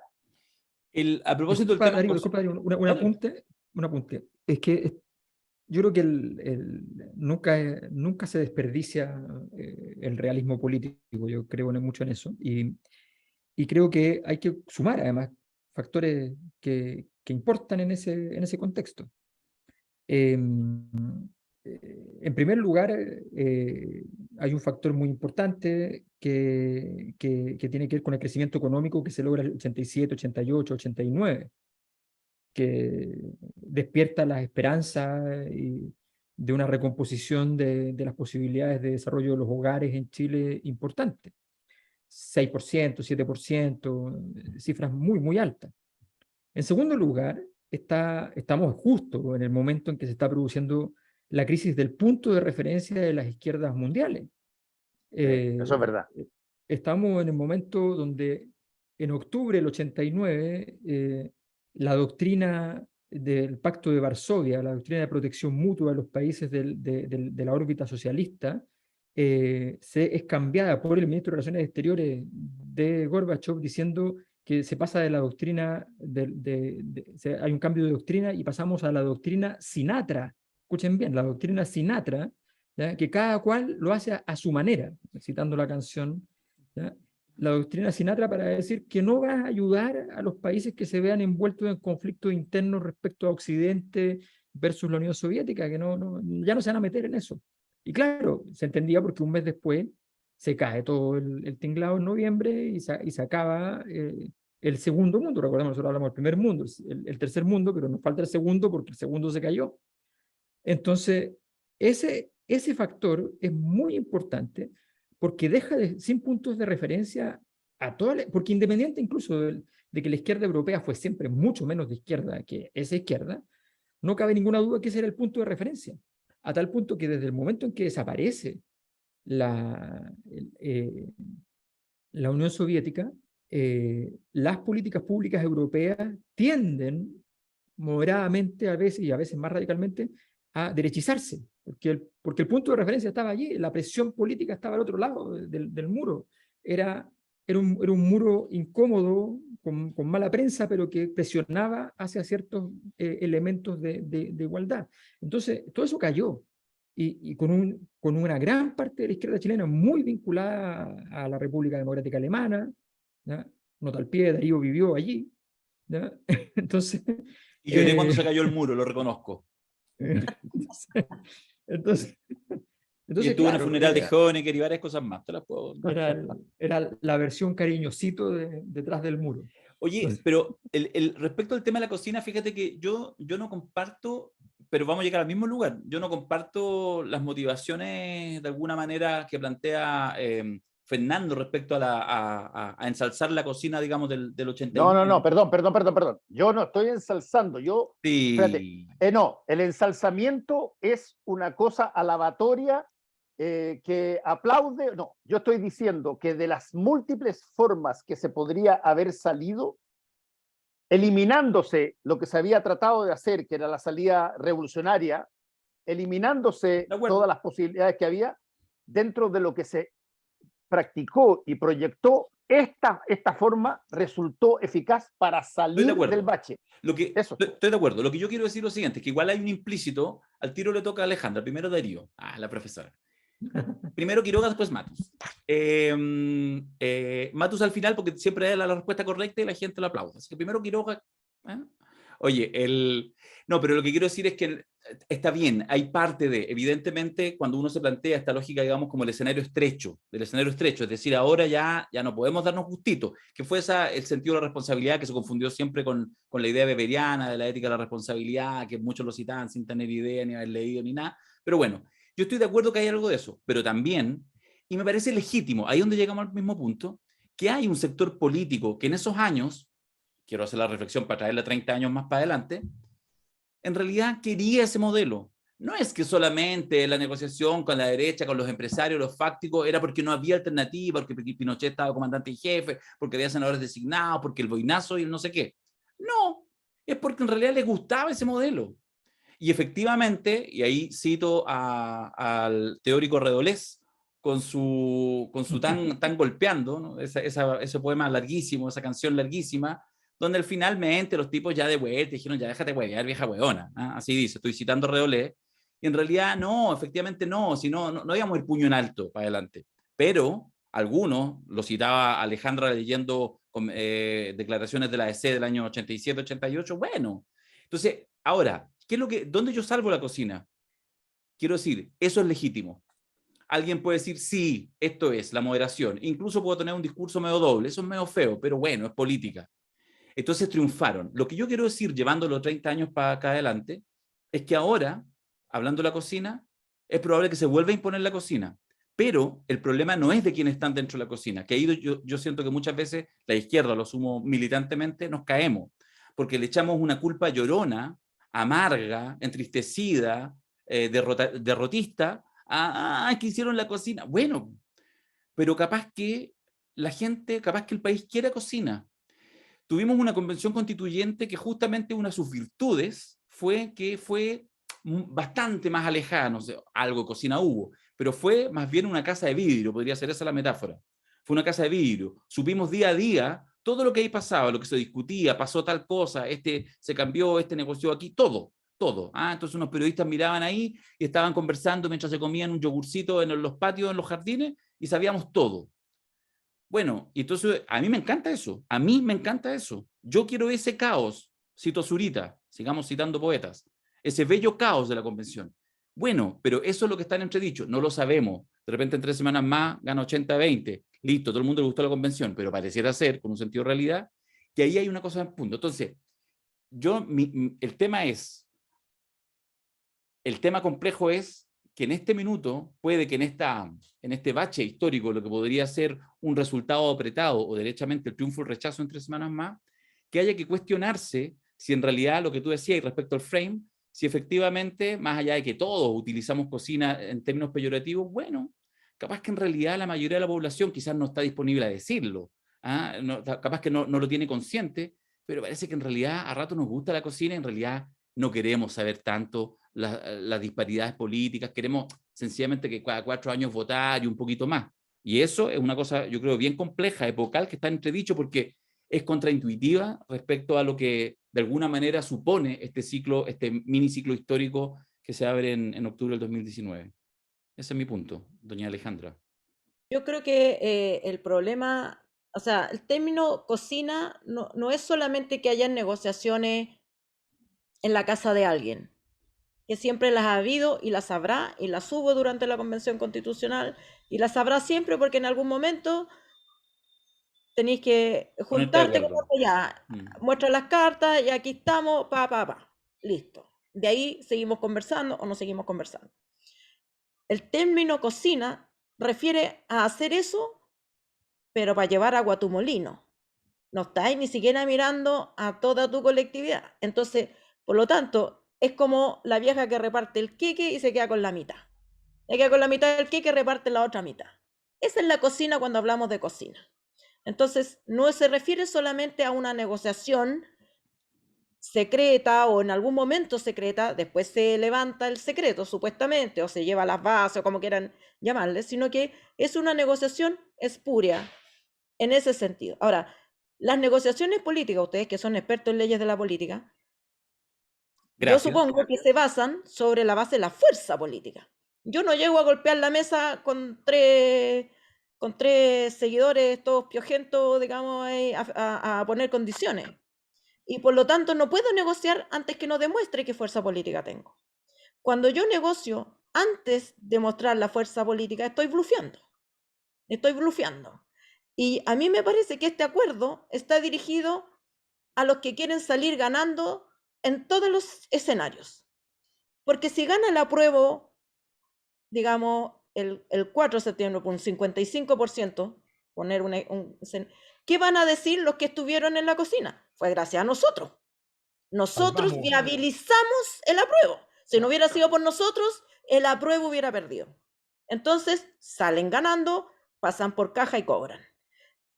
Si pierde o gana el rechazo, van a decir, bueno, es que nosotros lo intentamos, pero ustedes, los caóticos, los rebeldes, no se convencieron de que esto era bueno. Los Por lo tanto, igual teníamos razón. Si gana el apruebo por un 80%, se van a poner enfrente de la caravana y van a querer conformar las listas y todo lo que venga para adelante. Eso es lo que yo encuentro picante, porque es cierto que lo puedo intentar hacer. Pinochet hacía mucho eso. Pinochet siempre negociaba a 3 bandas y siempre aparecía en la foto de todos. Tenía una foto si fracasaba el golpe, tenía una foto si ganaba el golpe, tenía todas las fichas puestas en todos los lugares. Eso tiene un nombre que no es alta política, tiene otro nombre. Entonces, las personas que están gobernando y que vienen con un discurso de que esto es nuevo, esta es otra forma de hacer política, bueno, mójese el potito, muestre fuerza política y después negocie con la fuerza que tiene o que no tiene. Si perdió, bueno, habrá que reconstruir fuerza, habrá que convencer, habrá que hacer el harakiri en que fallamos y todo, pero no te podían negociar. ¿Con qué estáis negociando? ¿Sobre la base de qué? ¿Con qué? Si no como dice Alberto, no hay ganado todavía nada. Hay una alianza ahí, estoy viendo la alianza AM Sí. al cuadrado. No, sí, estoy totalmente de acuerdo. Y lo único que agregaría es que esta conducta lo único que hace es darle viabilidad a la posibilidad de que los zombies filmen una película, a propósito de rugbyistas además, una película que se llama Viven, ¿no? Entonces, y de pronto entonces, en medio de Comiéndose a los compañeros, digamos, para terminar Está la escena. buenísima. Se patenta. Oye, ¿tienen 10, 12 minutos más para una última provocación? A ver, Espérate, déjame Sí. terminar la provocación que me tiraron los dos ahí. Son así, Fernando, yo te dije. Yo estoy de acuerdo en que hay cocinas que son espurias y hay cocinas que no son espurias. Hay cocinas que son espurias porque efectivamente se generan, se aplican, se pactan para que el resultado sea algo que beneficie a unos y perjudique a otros. No creo que eso fue lo que pasó en la salida de la dictadura. Creo que no tenían muchas herramientas para hacerlo de otra manera y que lo hicieron En eso estoy de relativamente acuerdo, bien. Yo no estoy diciendo que la bueno, cocina se aplique a ese momento. En eso No, por estoy de eso, acuerdo. por eso estoy poniendo ese ejemplo. Y creo que tampoco es una cocina espuria el que en un momento dado en que está el país bien movilizado y qué sé yo, se generó una cosa que se había buscado desde hacía muchísimos años, que era generar las condiciones para construir una nueva constitución. También estoy de acuerdo. Ok. Esas no las veo como cocina. Lo que sí creo yo que es interesante de seguir es, a ver, y en eso estoy de acuerdo con Alejandra en términos de su escepticismo. Cuando todas las personas dicen, no importa cuál sea su posición, que están llanos a que se reforme cualquiera sea la situación que derive en quién gana en el plebiscito. Es decir, si gana el apruebo hay que reformar, si gana el rechazo hay que reformar. Ahí yo tengo genuinamente una, si tú quieres, pequeña comezón, para ponerlo así, porque yo soy más viejo que usted y tengo escepticismo histórico, si tú quieres. A ver, no tengo ninguna duda y puedo equivocarme, en que si es que hay voto por apruebo, hay la suficiente base dentro del movimiento del apruebo para respetar el hacer reformas necesarias en algunos casos que deban ser necesarias. Pero si es que gana el rechazo, yo creo que hay mucha gente que va a salir, incluso con legitimidad, va a salir a decir, perdónenme, ganó el rechazo, y si es que ganaba el rechazo, lo que cabía era volver a la constitución vigente. ¿Qué tenemos que estar pensando en reformas y todo lo demás? Y se va a hacer, ahí se va a generar una masa crítica que va a estar detrás de esa posición. Por eso es que a mí me parece que yo estoy de acuerdo en que se converse con la fuerza antes de ese momento para ver si es que hay algún piso de compromiso que quede fijado, de tal manera que, por último, si lo vaya a violar, que quedes como violador, escrito. Pero es asimétrica la situación en términos de compromisos entre el apruebo y el rechazo. Absolutamente. sí, totalmente de acuerdo. Yo agregaría simplemente que eso abre el escenario a que si llegas a ganar el rechazo, justamente venga un proceso en el cual se presione duramente cuando no se mueve nada, el gobierno se vea obligado a decir, oye, pero tenemos que hacer algún cambio, y se pueda producir un escenario, digámoslo así, donde el gobierno se ve obligado a aceptar un acuerdo en el cual digan, ok, hacemos, voy a poner la cifra histórica del 89, 24 reformas, ¿ya? La firma el señor Boric y tenemos un Lagos 2, ¿no? Entonces ese escenario es un escenario que Eso es sería de... Elwin, no Lago, en todo caso. Sí, Elwin. No, pero me refiero a A cambiarle la la firma, Proceso siguiente, a posterior. la otra vuelta. Sí. Ah, ya. a cambiarle la firma. Ah, ya. ¿Tienen 10 minutos? Salvo, Alberto, Sí. que se exija un plebiscito ratificatorio de eso. Ratificatorio. Claro. Eso, es un Sí. plebiscito, porque ahí tú le vuelves a traspasar a la gente la situación, y créeme que muchos están dispuestos a hacerlo una vez, dos veces, Ahora. pero después no quieren perder el cordel. Po. No, pero espérate, pero perdona, nada de eso va a pasar.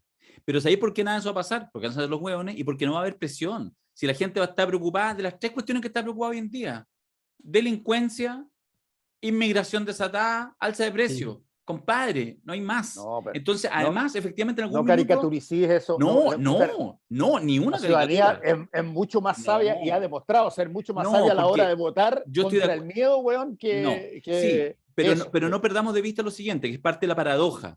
Es parte de la paradoja, porque uno podría decir que le quita, podría parecer que el argumento le quita fuerza al tema de la nueva constitución, pero más bien es lo contrario, que es decir, lo que hemos dicho tantas veces.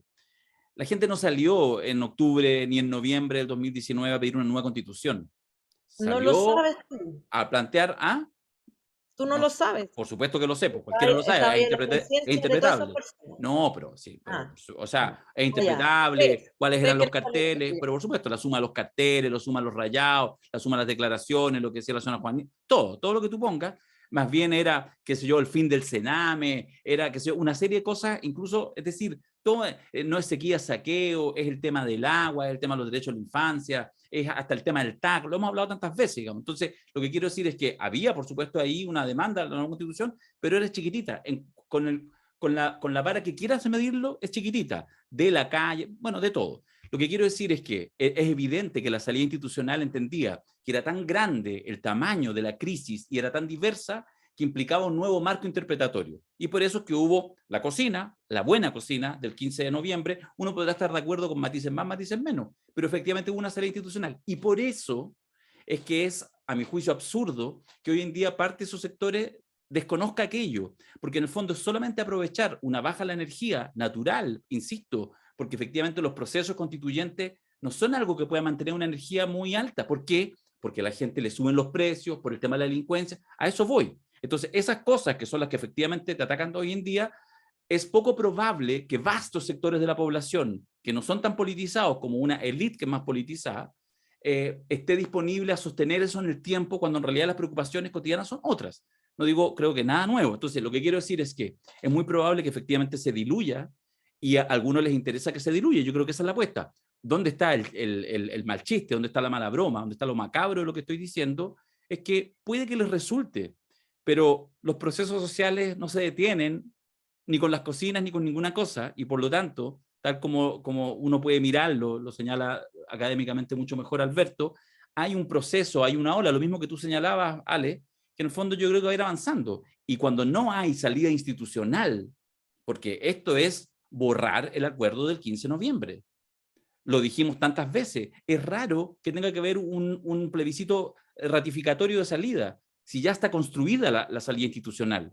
Y es obvio que cualquier constitución admite la posibilidad de reformas, y era obvio que esta no iba a tener los candados que sí tuvo la del 80. Entonces, si tú dejas trunco este proceso, es probable que nadie te salga, cuando digo nadie, que no sea significativo, que salgan hordas de gente a la calle o que le exijan a sus parlamentarios, queremos igual las reformas que comprometieron ahora que ganó el rechazo. No, no creo que pase eso, es improbable, pero se va a incubar un malestar 2.0.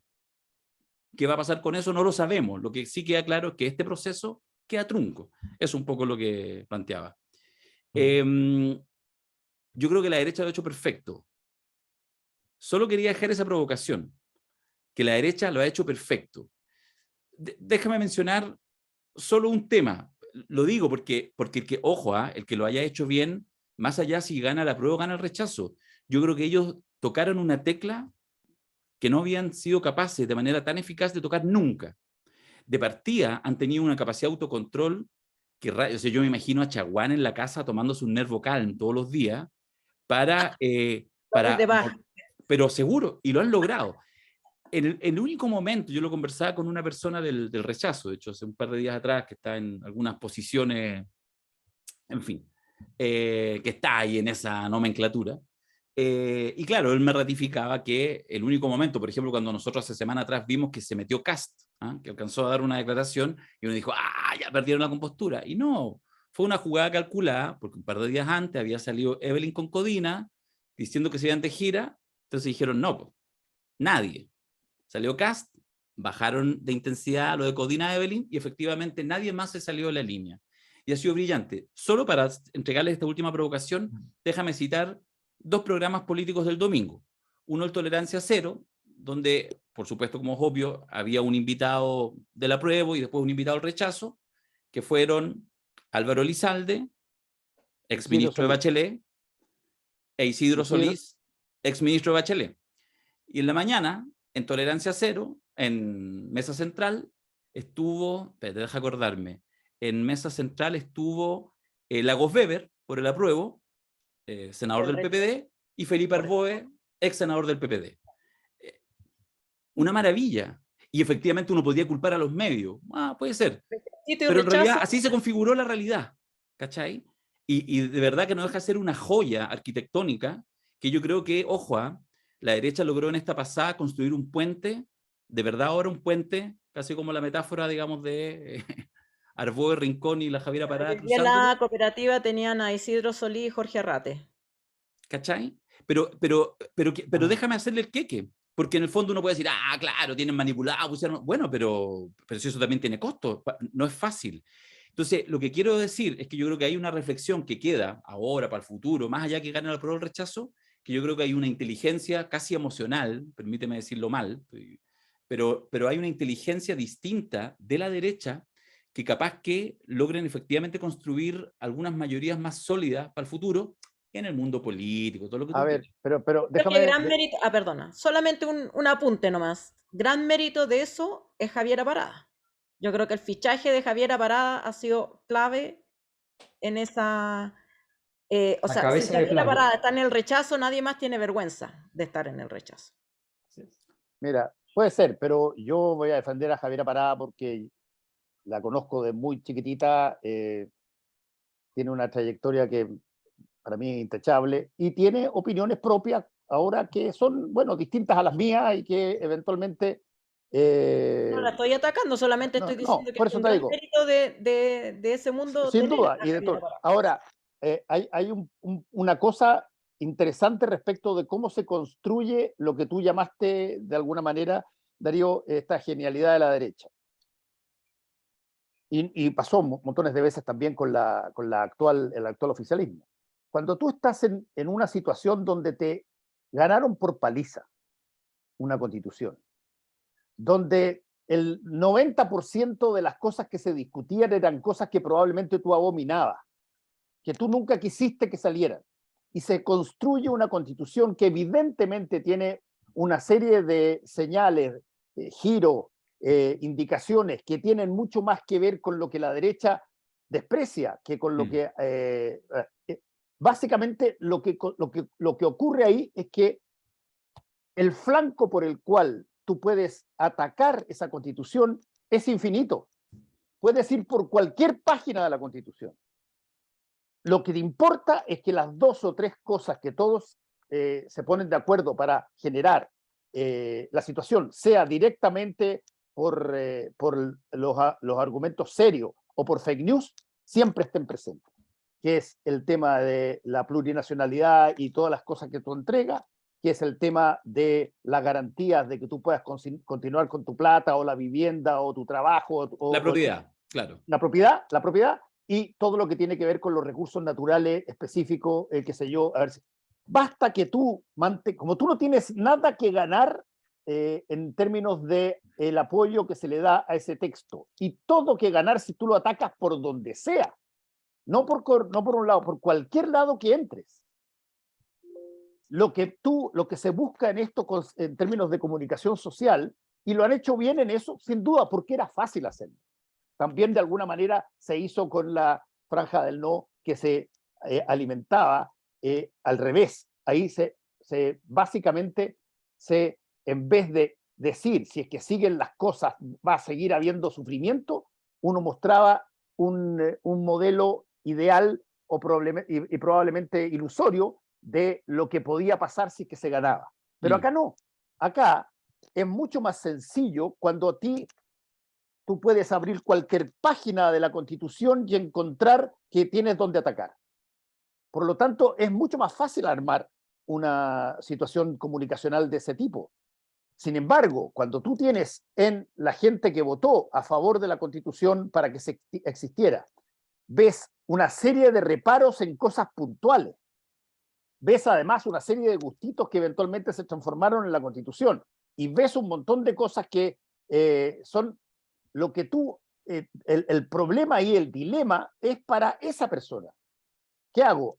Digo lo mismo que dice el republicano que está bandeando la cosa, y con eso de alguna manera pareciera que estoy con él, pero si es que no digo nada, yo estoy en contra de la plurinacionalidad, y me carga que los mapuches hoy día tengan más derechos que los chilenos, aunque sea fake news.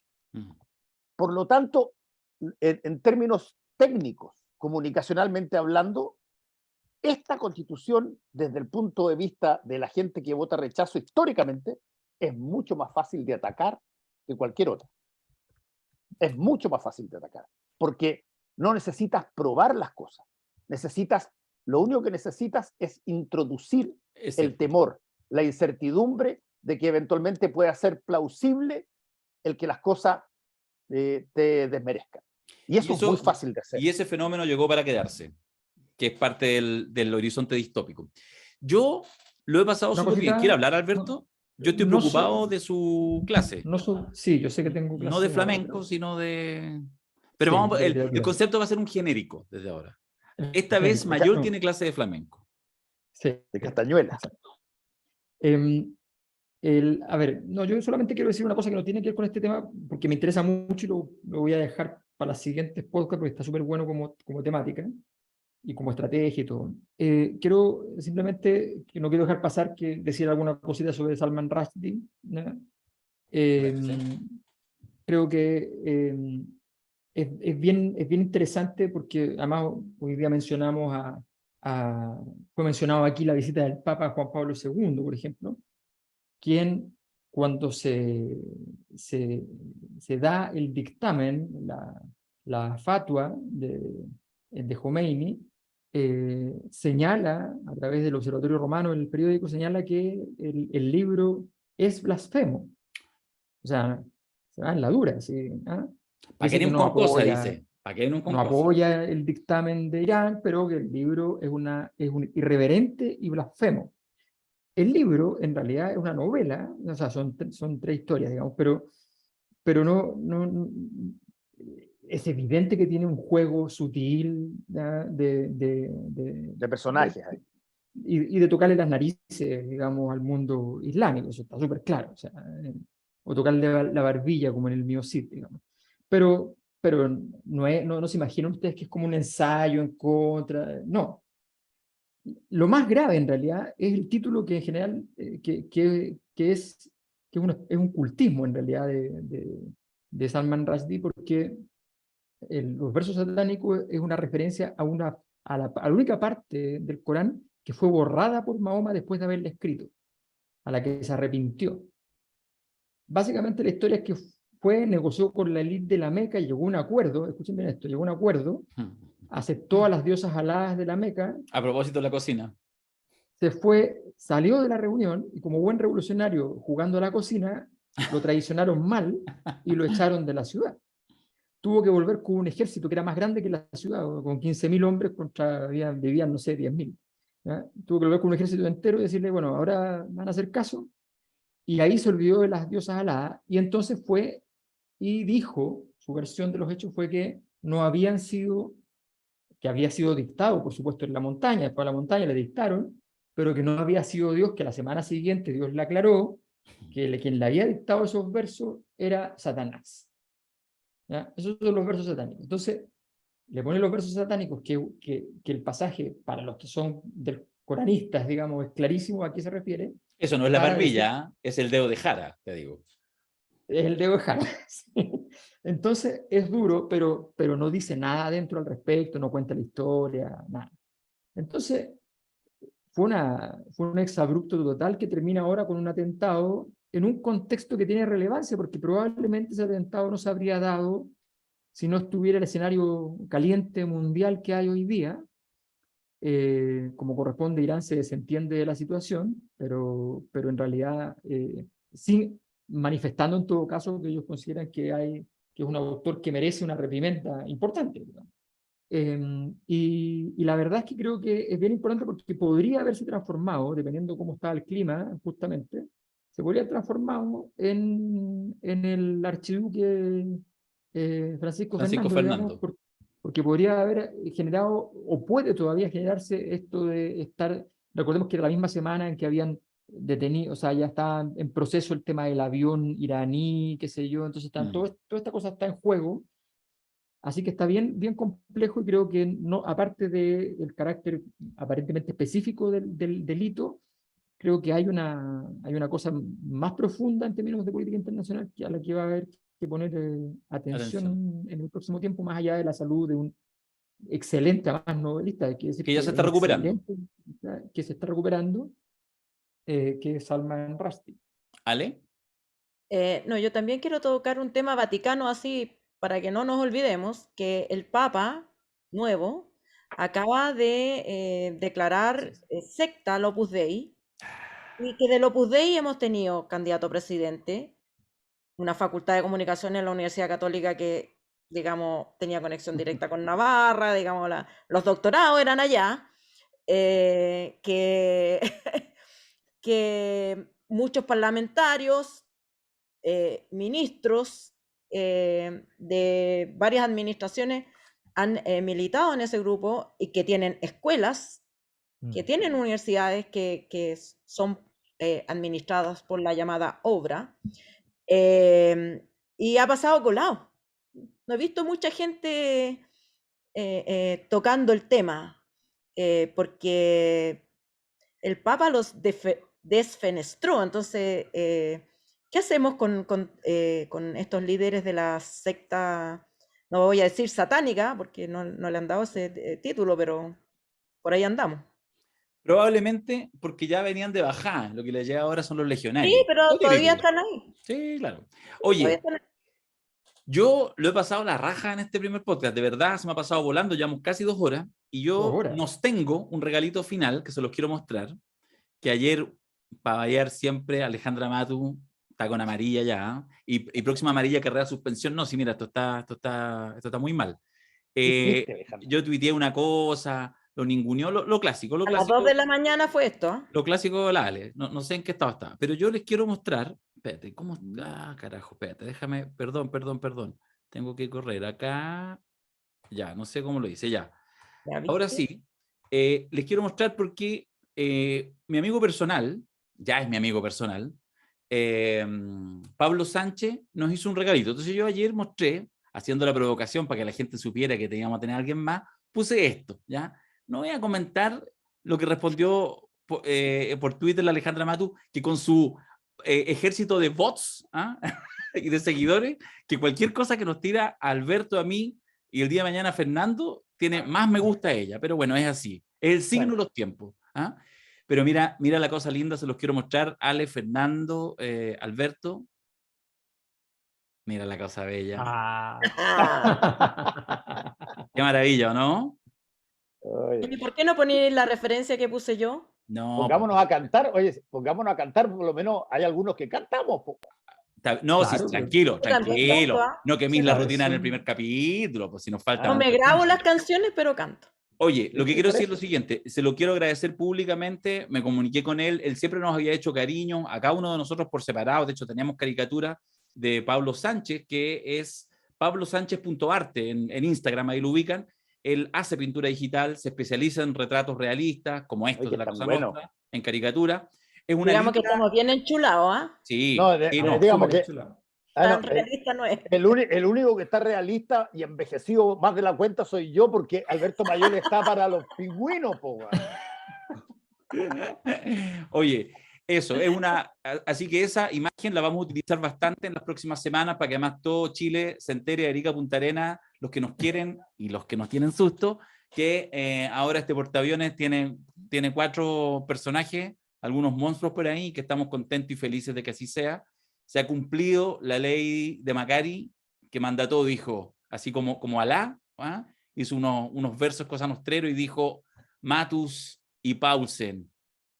Creo que lo hace para darse color, pero bueno, en fin, es una tesis que tengo.